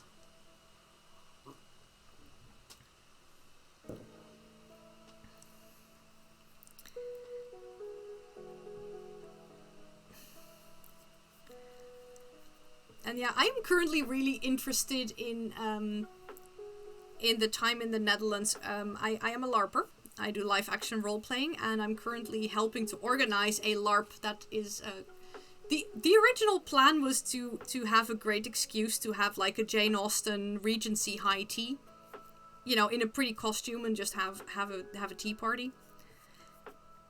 Until the person who originally came up with the plan said, "Oh my God, did you realize that that period of time in the Netherlands is actually really cool?" Because of course it's really easy to think of, oh, we're going to do a Jane Austen thing. Let's set it in England. But actually, the Netherlands is really interesting because this is also the time when Napoleon Bonaparte was Emperor of France. And basically, France had by that time also sort of trudged over the Netherlands and said, "Hello, this is ours now." And the Dutch stadholder, because we didn't have kings at that point in time, we had stadholders. Like city keepers, I think, is a rough translation.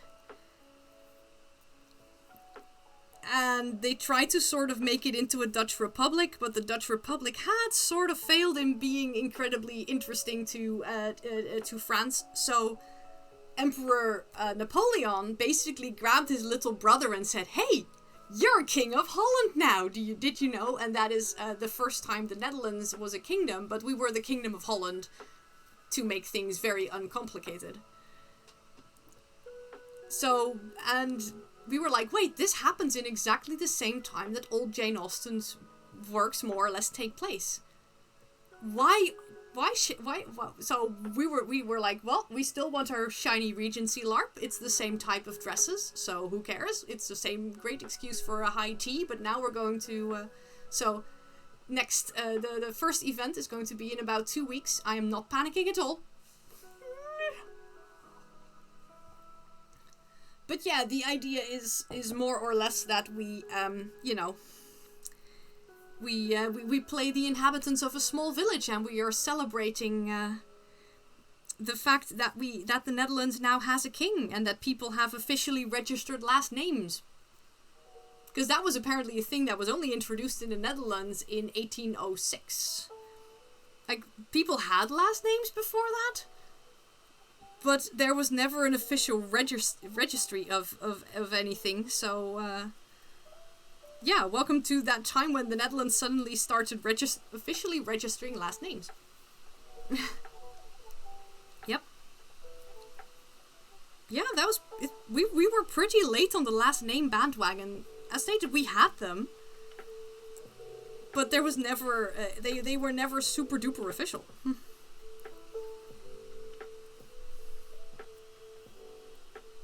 There's a lot of cool things actually that happened in this in this time.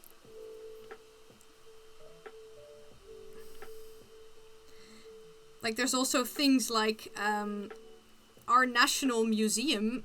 Their collection actually started around that time because King Lodewijk Napoleon, or I think technically in English it would be Louis Napoleon, decided that he wanted to make a national art collection, so that was one of his decrees as king.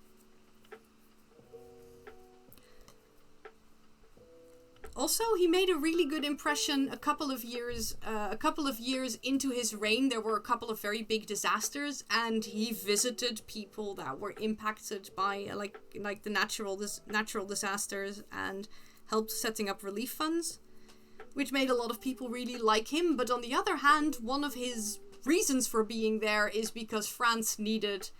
France was in a lot of wars at that point in time. So France needed extra money, so part of the reason that Napoleon's brother was made king is so he could levy more taxes. Get on it! The treasury needs to be filled! Go! Which of course made him a very unliked figure as well. He was a bit of a double-edged sword.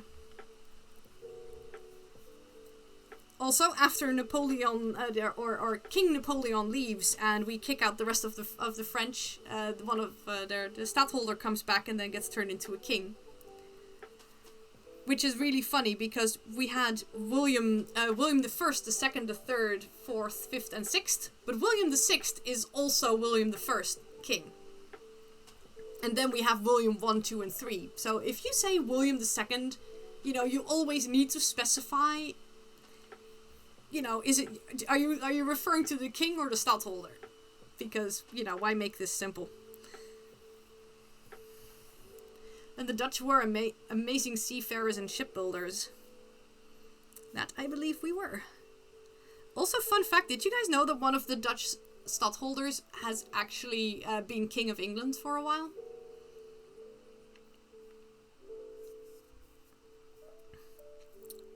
England had this, England and or Great Britain had this thing going on where they at some point really wanted a Protestant monarch. But they had a bit of a Catholic king. But one of his daughters was a Protestant, so at some point, like, they had this choice about the previous king died, and he had a grown-up daughter and an infant son, and people were like, wait, the infant son is a Catholic, right? And the grown-up daughter is a Protestant, and married to a nice Protestant Dutch king kind of figure,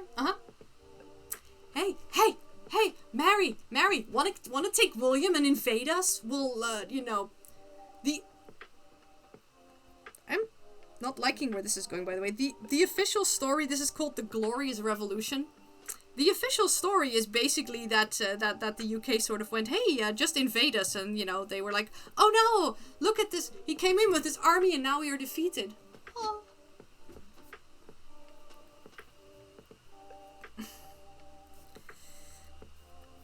Now that is, of course, a story written by the victors, so if that is really very true, who exactly knows, but the official registered story is, oh no, we got invaded and now, but now we do have a nice Protestant monarch. Okay, thanks.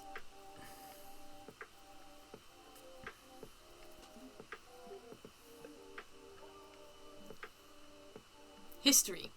It is really weird.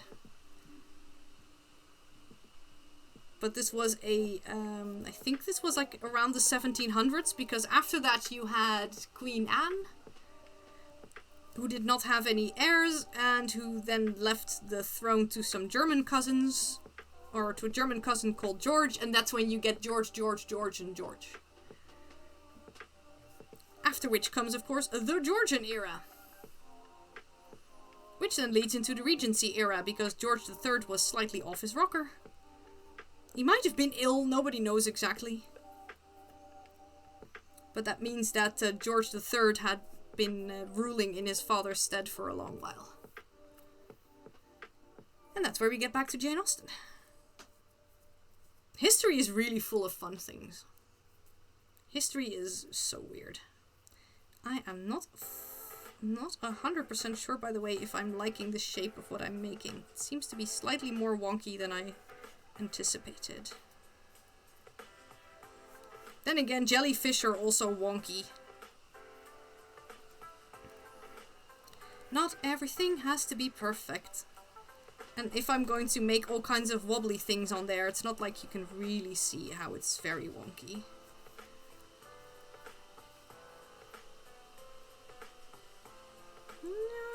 Actually, I think it actually looks really okay. I think once it's done, it'll come together. Sometimes you sort of have to squint and are like, yep. I now need to figure out how this is going to look when I'm done with it. And not think too much about how it looks now.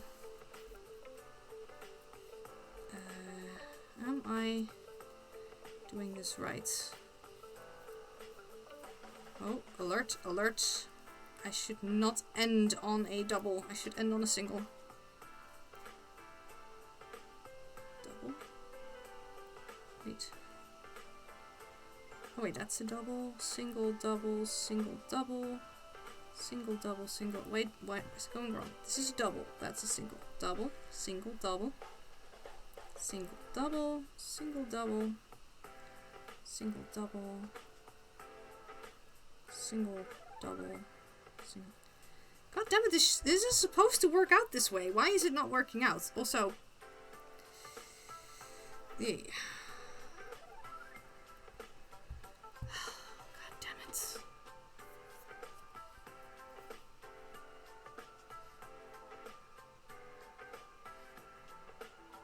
How many stitches am I supposed to have on this row? Let's see, let's start here.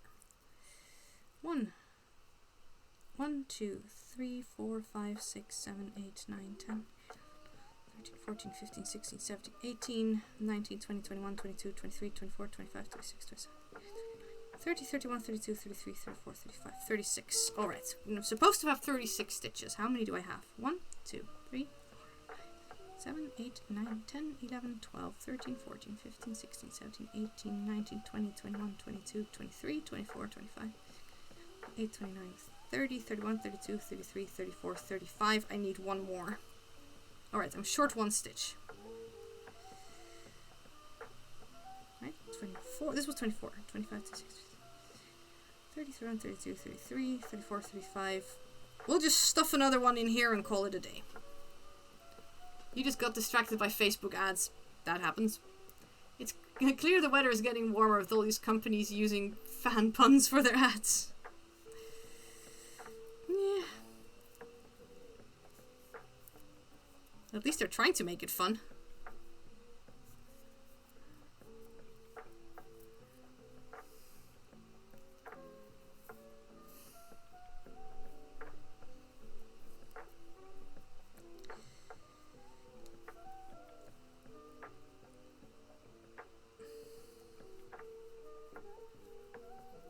I'm always kind of amused by Facebook ads because sometimes I'm all like, wait, what are you trying to target now? So I'm really confused because, so if I do an exact half-half, it will be slightly wonky. But then if I want, like, this line, you'd say I just needed to take, like, one, I think it's one stitch at the time, and I'm doubling on this end. Right, I'm not happy with this. No, I thought it was going to work out okay, but it isn't. I need to unpick this a bit and try again. Because, no, I'm going to be very unhappy with this, and I don't want to be unhappy with what I'm working on.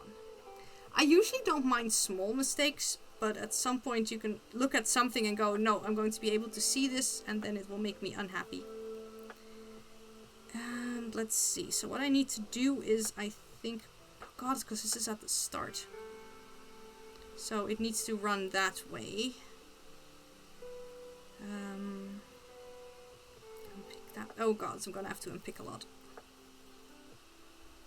Sir, unpick a lot. Let's see what happens if I make... Yeah, this seems to be straight. Right.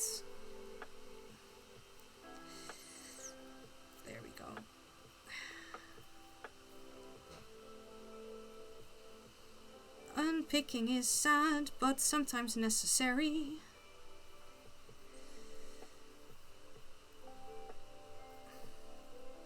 Then again, I can whip these up relatively fast. We'll just call it a learning experience and move on from there. Alright, am I still on the... Yeah, single, double, single, double. Right, there's now a bit of a thingy in there, but that's okay. I think this works. OnlyFans win-win situation. Wow. Oh, that is terrible.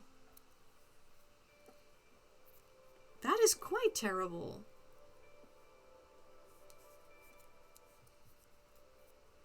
It's a win-win situation.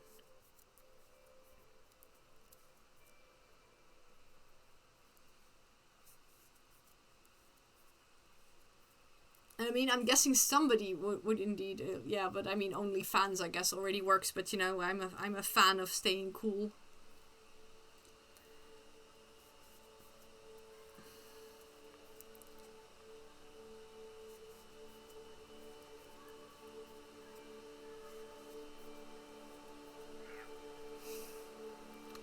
I mean, I guess more and more companies are ascribing to the fact that, you know, ads can be funny. And depending on the audience you want to grab, ads should be funny.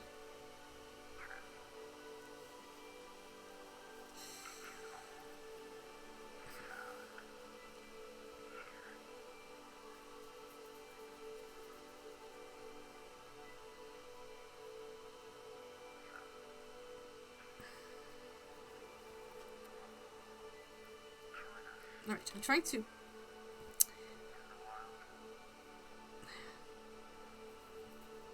wait, I started with white on that one. That's the difference as well. So this one is here.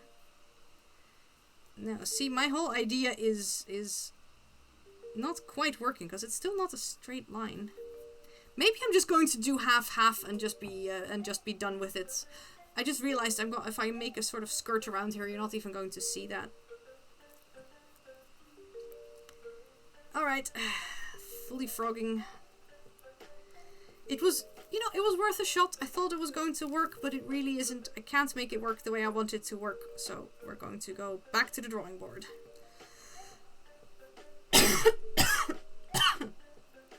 Oh man. All this heat is giving me a really dry throat. Kind of nasty.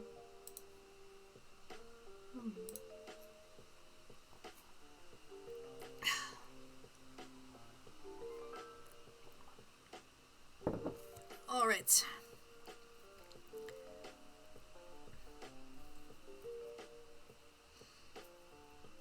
So 1, 2, 3, 4, and then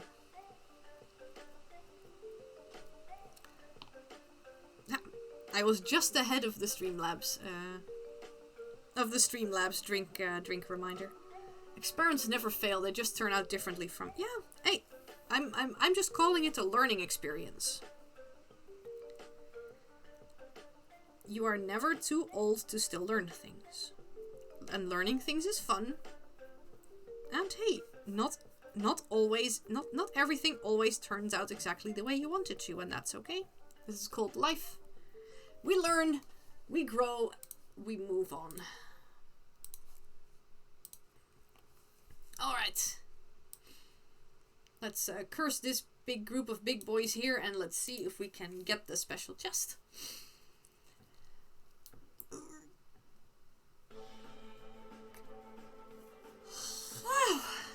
What time is it? Oh wow, it's already 20 past 4.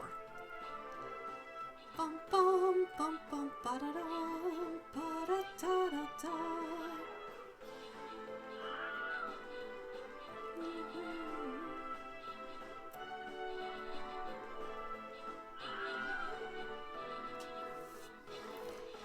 There we go. Oh dear, the big blob. The big blob should be healing. It is keeping all the enemies busy, I guess, but oh, the big blob is stunned now. It was our friendly big blob. I have a very bad feeling about this.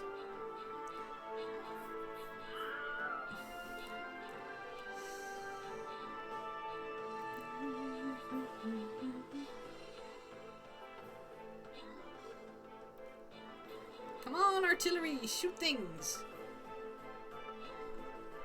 Oh dear. Oh dear, oh dear. Yeah, this is just because, you know, this thing calculates with bots. That is okay. Whoa. Hey, what? What? I'm not pressing that button. Keep me here. There we go. Let's try this again.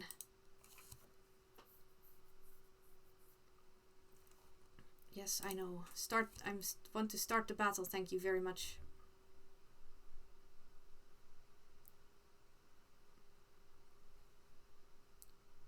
Alrighty. Let's just place an archer.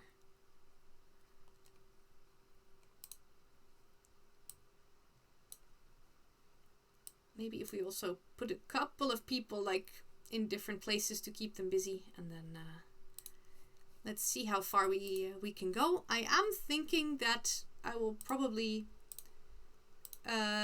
stop stream after the next battle, because after that it will slowly become time for my husband and I to start thinking about going out for dinner. Oh, we did barbecue yesterday. It was finally good barbecue weather. Hey, Gambit Mojo! Ooh, going swimming again. It's great weather for that. Oh, thank you so much. That is very sweet of you.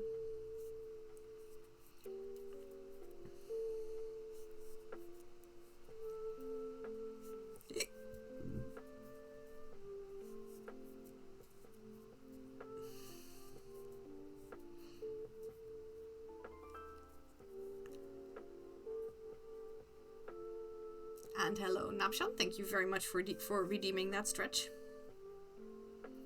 One moment while I shift. Oh, that's not the right one. While I switch colors.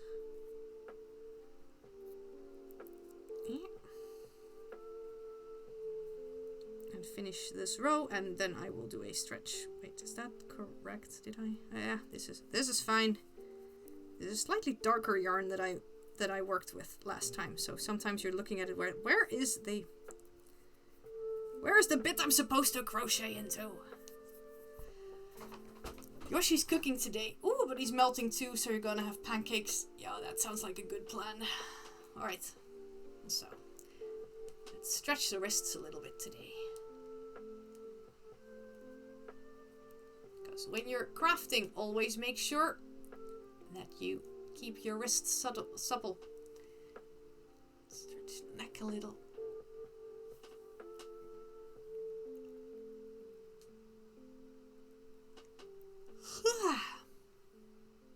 Stretch.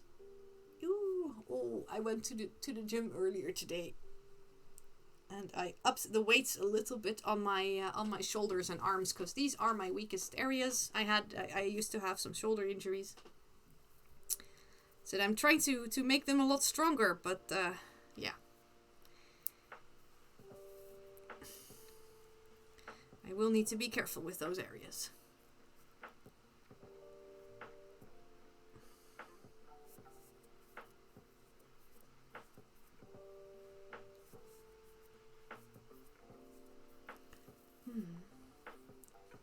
Ooh, good thing that you redeemed a snack. I need to finish this one off. So always when it's so warm, it's really hard to sometimes remember that, you know, need to eat.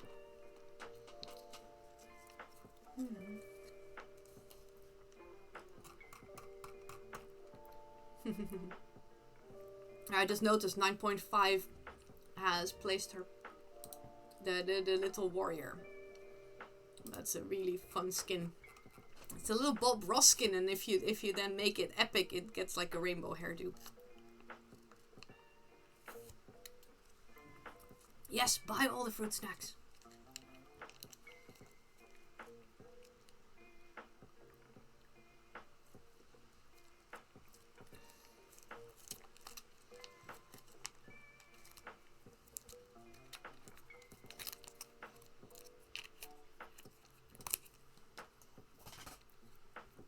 Nom nom nom.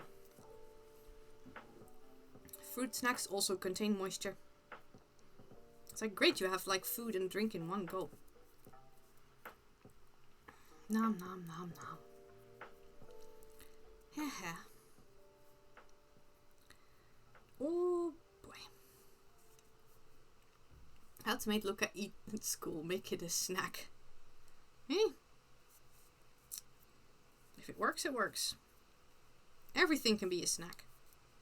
That's also when it's this hot. Is it me, or is it really hard to sometimes eat when it's this hot? It's like you really tend to sort of tend to forget to eat when it's this hot. But then that will also then make you feel crappy because you're not eating, and you know you need salts as well as moisture to keep you going.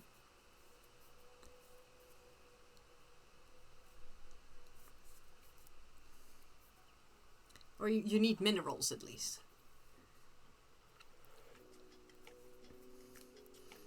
I've heard this is why things like crisps and salty licorice and stuff are really good snacks in this weather, because they contain a lot of minerals.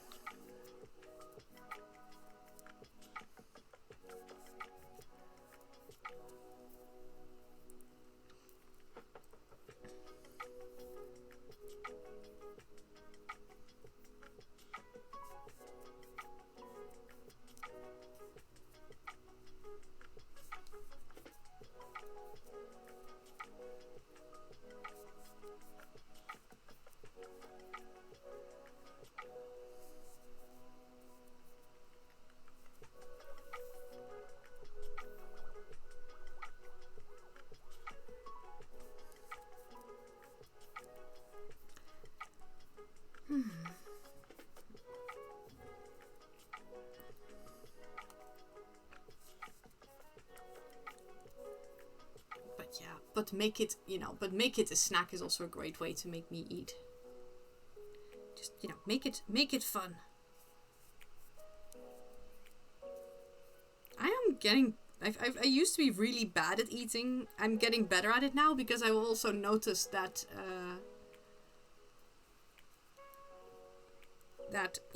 just eating enough helps with my irritable bowel syndrome. So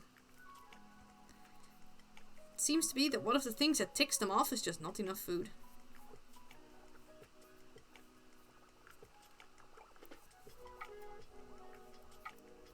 Alright, now we've got this. Yeah, this is good enough. Salted licorice and fruit was something you'd always bring with you when walking long distances. Everyone's ready to give you water, but most people forget the rest. Uh-huh.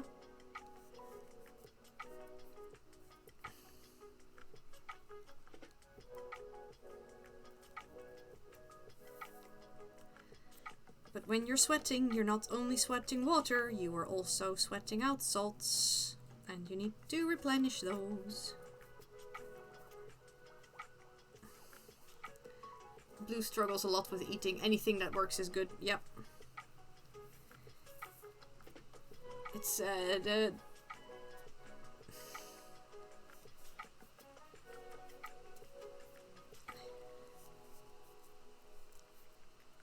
step one tends to be make sure the kid is fed.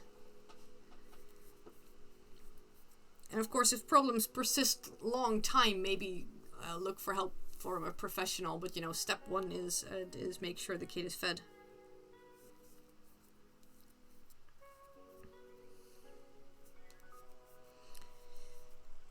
Like my YouTube algorithm has been asking, has been recommending terrible TLC things, which sometimes I watch because sometimes I'm just amazed by humans. So at some point I was watching videos about people with, definite eating problems, like people who would only eat pizza or something. But that always at some point came down to, like, first, half of those things are just basically childhood trauma mixed with an eating disorder. And I'm like, damn, that person was, needed a doctor when they were little.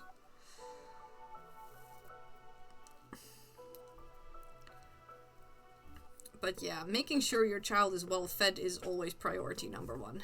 And but I don't think you need help saying that as far as from what I have seen, Void is an amazing parent.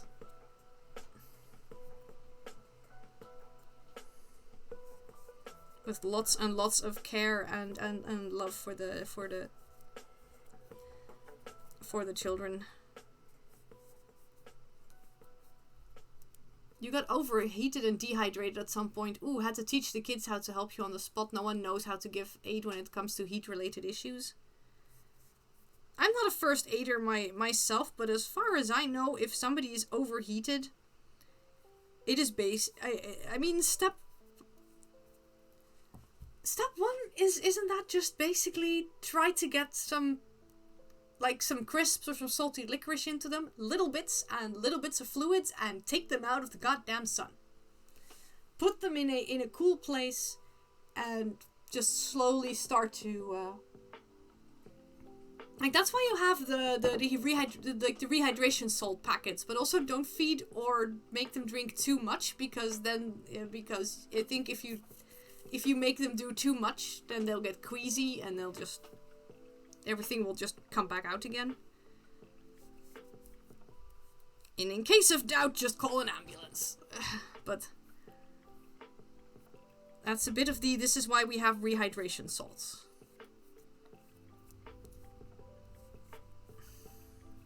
And indeed, eating disorders often have nothing to do with weight. Nope.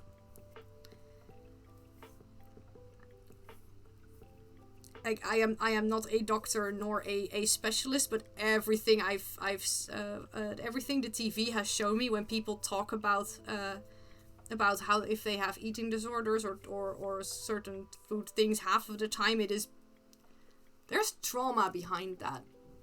It's usually apparently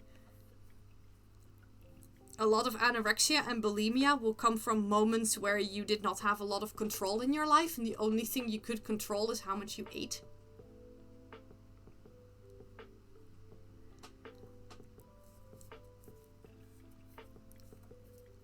So then it becomes a control issue and not a... It's not about the food, it's about control. It's really, this is heavy stuff, but yeah.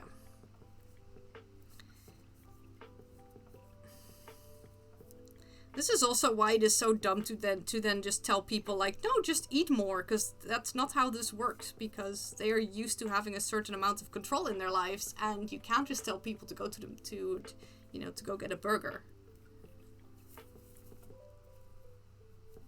That's why there are specialists there.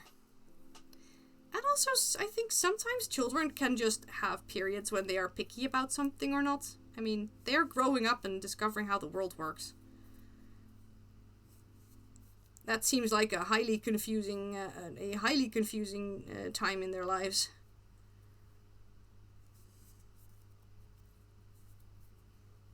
First aid when someone's overheated. Cool them down, make them down some sports drinks, try to avoid ices that can cause other problems, including the inability to cool down. Good to know.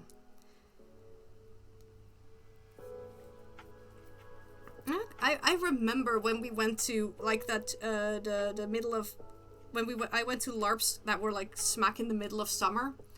We would as a group we would always bring those packages of rehydration salts, OS.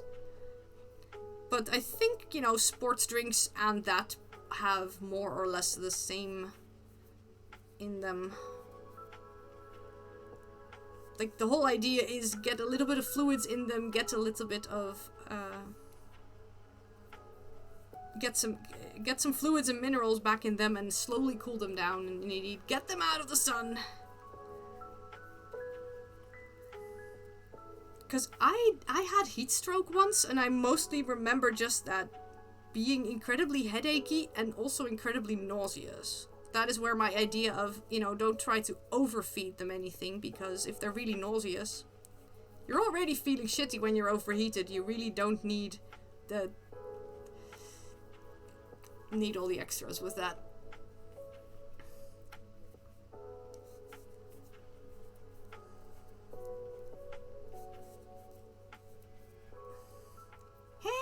Princess Sass, welcome back.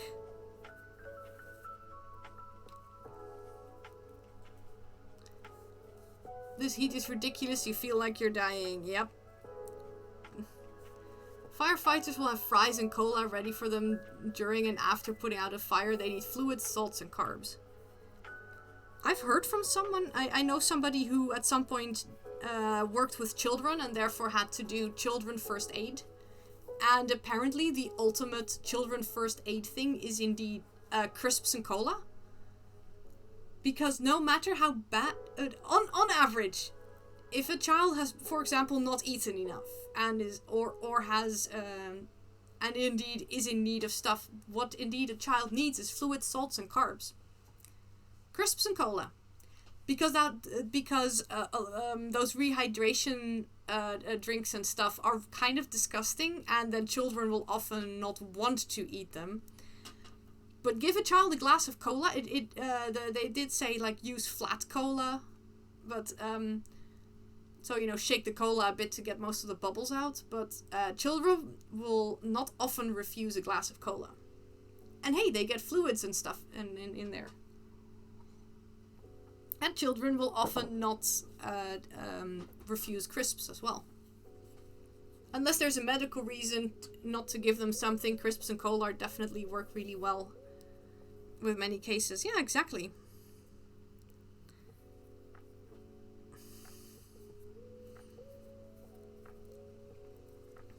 Hey, Phoenix Ball, how are you doing?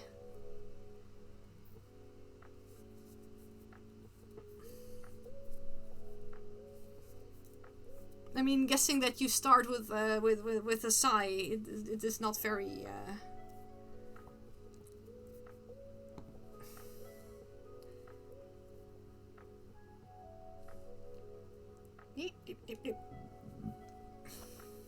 My yarn is getting tangled, as it does.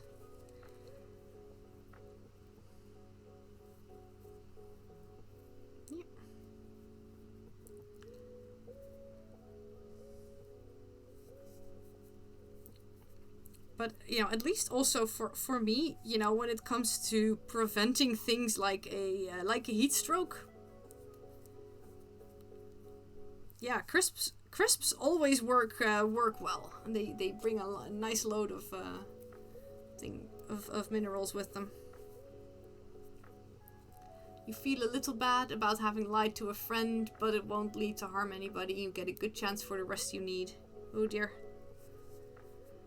I mean, getting the rest you need sounds like a very important thing.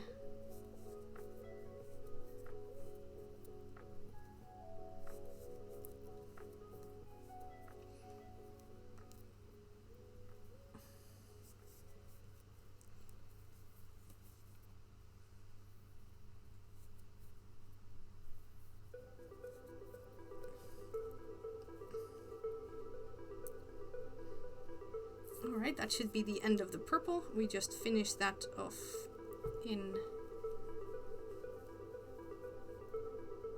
Let me finish that bit off in yellow, and then we will have made some good headway on the jellyfish. Let's see, this is a double.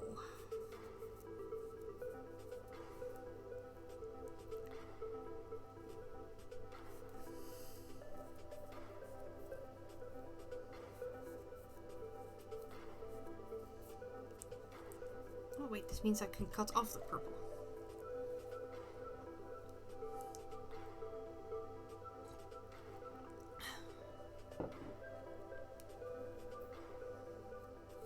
Snip.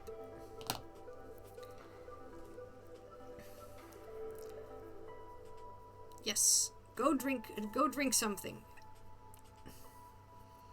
Everyone, you otter hydrate. The otter compels you.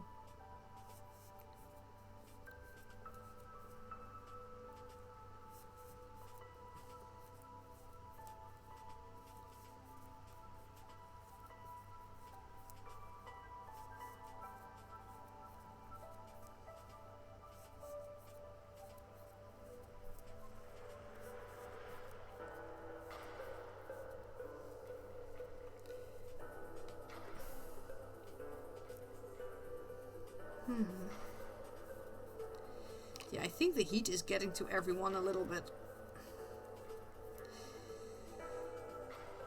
I hope I'll be able to sleep okay tonight. Because I sleep better when I'm under my weighted blanket, but my weighted blanket is heavy and mostly very warm. So I'm kind of afraid that I'm not going to be able to get enough sleep tonight.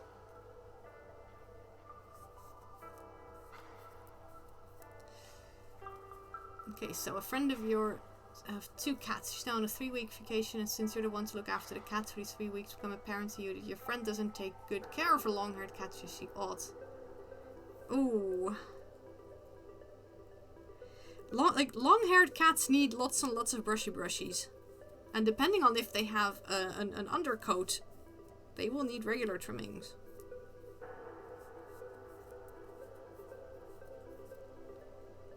And having a slight cat allergy. Oh dear. Yeah, those happen.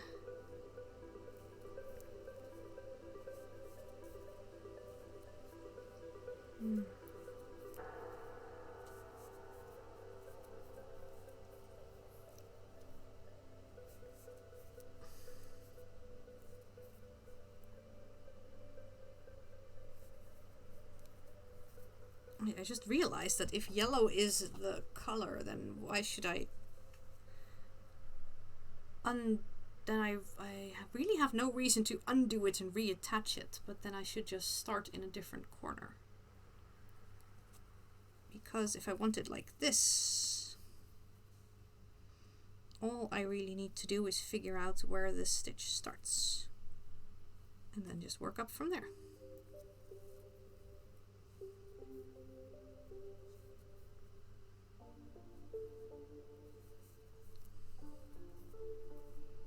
That will work just as well, I think. 1, 2, 3. Hello, Ghost in a Cup. Welcome, welcome. How are you doing today? Here in the Netherlands, I am melting. It is way too hot.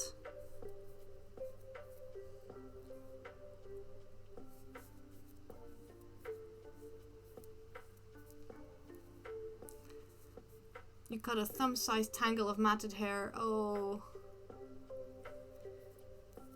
Oh, that's not good. Cats should not have matted tangles. That at some point gets really bad for them. It's really annoying for them as well. Because sometimes also not all cats can groom themselves. Because, you know, most cats can groom themselves just fine. But sometimes when you have cats with specialty coats, they just do not have the ability to groom themselves. Also, some cats just don't. So yeah, if you have a long-haired cat or like a British Shorthair that has a top and a bottom coat, it's really important to you know, groom them as a human.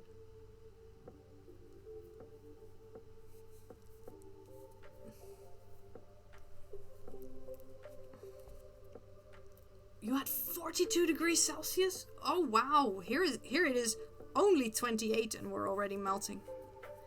I mean, 28 is merciful, it was supposed to be 31. But, yeah.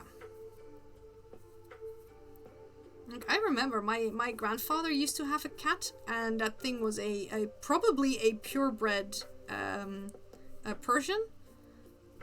But it had run away from home and nobody knew where it had come from. Keep in mind, this was like they found the cat like 25 years ago when I don't think that they had chips and stuff yet.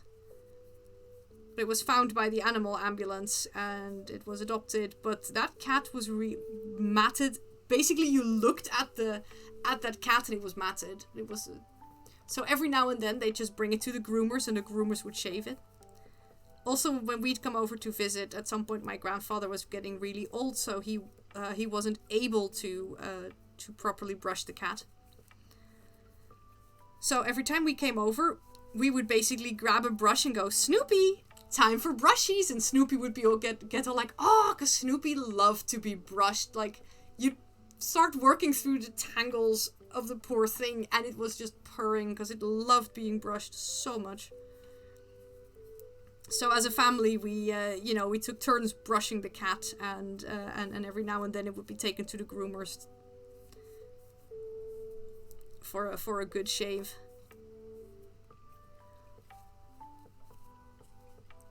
Hey, Darth Targaryen! Nice mix-up of genres there. I approve. Hello. You had to get a special brush to take care of Mats and your cat. 13 and has arthritis. Yep. That's also sometimes when cats get older, they lose the ability to groom themselves. But I can totally imagine that, you know, if you take care of your friend's cats and you find tangles the size of thumbs, you're like, oh, you might need to indeed, you know, talk to. Yeah, you that friend might need a lesson in proper cat grooming. It's also like my mom used to have British Shorthairs, and they're short-haired cats, but they needed some help every now and then because they have a very thick undercoat, and especially when they're shedding, they can't always groom themselves enough to get rid of the undercoat. So, you know, you had special brushes so you could help them get rid of that undercoat. The cats would love it as well.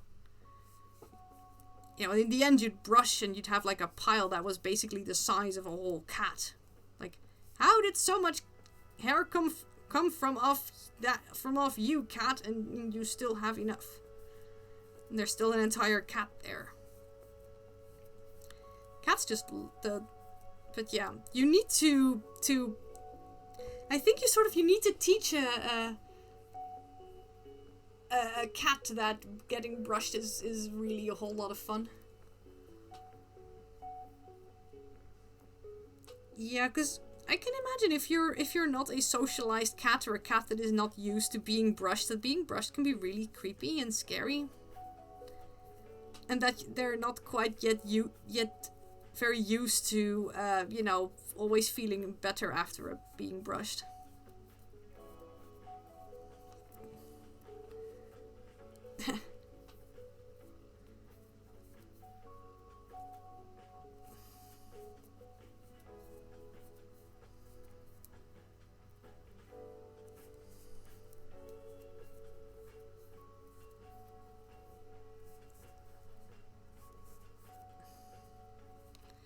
I think this is working out the way I wanted to, so that's good.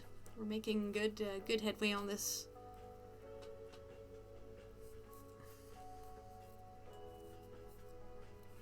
When you say unsocialized, you mean third generation living in the wild after escaping humans. Oh yeah, that is basically feral. Yeah, those are the kinds of cats that really don't learn that brushing is a lot of fun.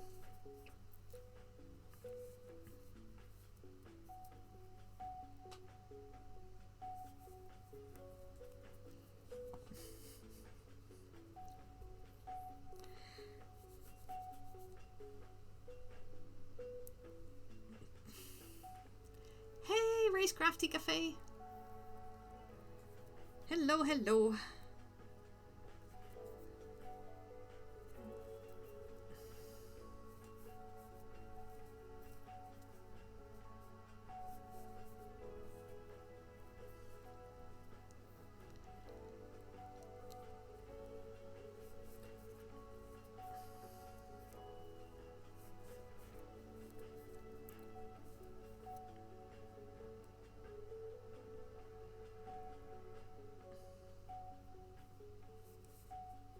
Oh wait, I'm doing this wrong.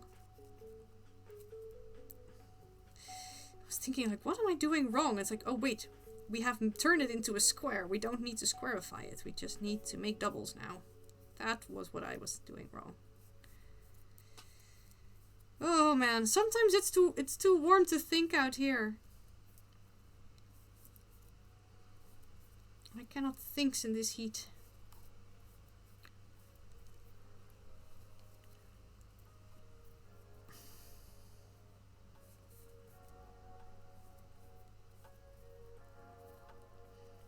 I think a lot of animals do not actually naturally take to being brushed. Fun fact, at the zoo where I volunteer, the only animals that get regular brushies are the donkeys. But, you know, the miniature donkeys have been domesticated for so long. And also, the bonus is that, of course, because they are donkeys, they need to be seen by the hoofsmith every now and then. Or by the farrier? Farrier. Person who takes care of horses and horse-like hooves. So, you know, if they realize that being brushed is fun, then brushing can also be used as a reward for, you know, you lifted up your left front hoof, so we could look at it. That is very well done, brushy, brushy, brushy. Because then the brushies are a reward. But right now, there are camels. And the camels these are camels that also live in the wild in the Himalayan, so they are actually not being kept as domesticated animals, they're being kept as semi-wild animals. Like most animals at the zoo are being kept as semi-wild animals. But that also means they're losing their winter coats, so that means that bits of their coat are just sort of hanging off of them, and they look very, very sad. And people are like, why don't you brush them? And it's like, camels are actually not nice. They are bitey and moody, and if you try to brushy them, you actually might also, you might accidentally hurt them. Because the hair will fall out when it's ready to fall out, so if you pull on it, it's like, you know, trying to pull hairs from somebody, and that might hurt them. So you try to brushy an animal, and it might hurt them, which is already a bad thing, and, you know, they like to bite people. You know, not the best idea. But that is why the camels actually have, like, big brushes and fences and things that they can shimmy against. Because they can then just sort of brush themselves. And that works. But but that also means that, you know, all the loose hanging hair is because the camels did not feel like shimmying it off. Oh man, this is a difficult map. This is a very, very difficult map. Come on, can we do it? Can we do it? I mean, this group is seemingly holding up. Come on, no, don't come too close to the archers and stuff. Don't kill the archers, then. Oh dear, this group is not holding up very well, are they? Thought there's a group of archers incoming to maybe help on the flank here. Oh great, now the healers are in front. That's never a good idea. Come on, come on.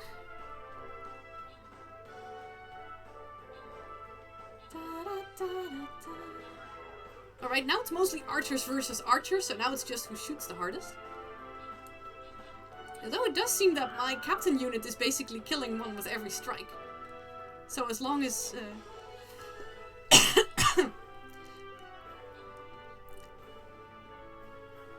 That was too close! That was ridiculously close. Oh, I got a skin! I got a skin! What did I get? I get a little marble necromancer. That is adorable. That went well. Granting random rewards to me and Gogi, Selena, and non-existing void. And I'm noticing all this talking is making my throat really, really dry. So I think I need to stop talking just to make sure I don't damage my my throat. So lovelies, one last look at the glory of the animal cube. So there's the elephant and the froggy, and now we have the snaily and the tiger. So that's the 4 finished ones. And then there is the almost finished otter. It just needs noses, eyes, and earsies. And then there is the jellyfish, which is going to be a bit more work because it needs several strands of fidgets, which are going to be attached, and maybe a line of something wavy over this, because jellyfish tend to have skirts. But we're making good progress on this cube. So thank you guys so much for being here and watching me do this. And I am going to check who is currently online to see who we can raid. Oh, yes, you're all for crossovers. Hey, I mean, Darth Targaryen sounds like a crossover I would watch.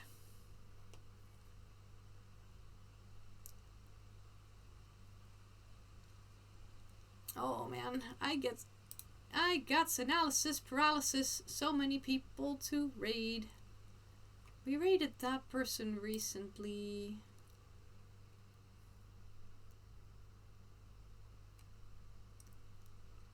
Ooh, now. Ooh, 9.5 is streaming. I don't think we raided her in a while.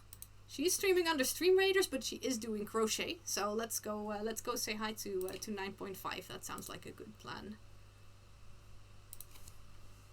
They are a lovely and very supportive person. They do a lot of stuff for charity as well. And for the Stream Raider players, she is also an excellent Stream Raider captain. So thank you everyone for being here. You're very welcome, Void. I love you guys all so much. For everybody who is currently in really hot weather, please make sure you drink enough, and that you get some minerals, like, you know, sportsy drinks and fruitsies and salty licorice. Special bonus thanks to Dark Goose the Destroyer, who has raided me, and to Princess Sassiel, who also raided me. And thank you to all the new people who pressed that follow button. We're nearly up to 1.2k followers, and I still can't believe it. This is amazing. I will see you guys next stream. As I said, I will have to... I'm gonna have to look in when I'm going to stream this weekend because of birthdays and other plans. So I will try to stream this weekend. I just don't know yet when. As usual, my schedule is made out of chaos. And remember, lovelies, self-care is very, very sexy. Darth Targaryen, thank you so much for that follow. I hope to see you again in other streams. Here are some raid calls for people who are and are not subbed. And yeah, all I can say is, remember, lovelies, self-care is very, very sexy. So look after yourself, because you're worth it, and I love you. So everybody, have a purple otter boop for good luck. Boop! And a little purple pride boop as well. Boop!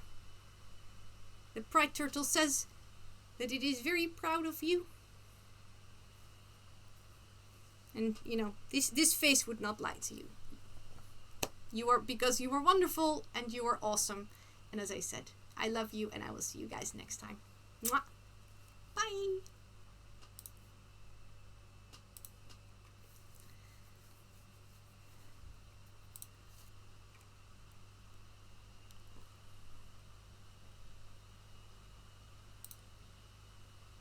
Bum, bum, bum, bum, bum, bum, bum, bum, bum. Is everybody in?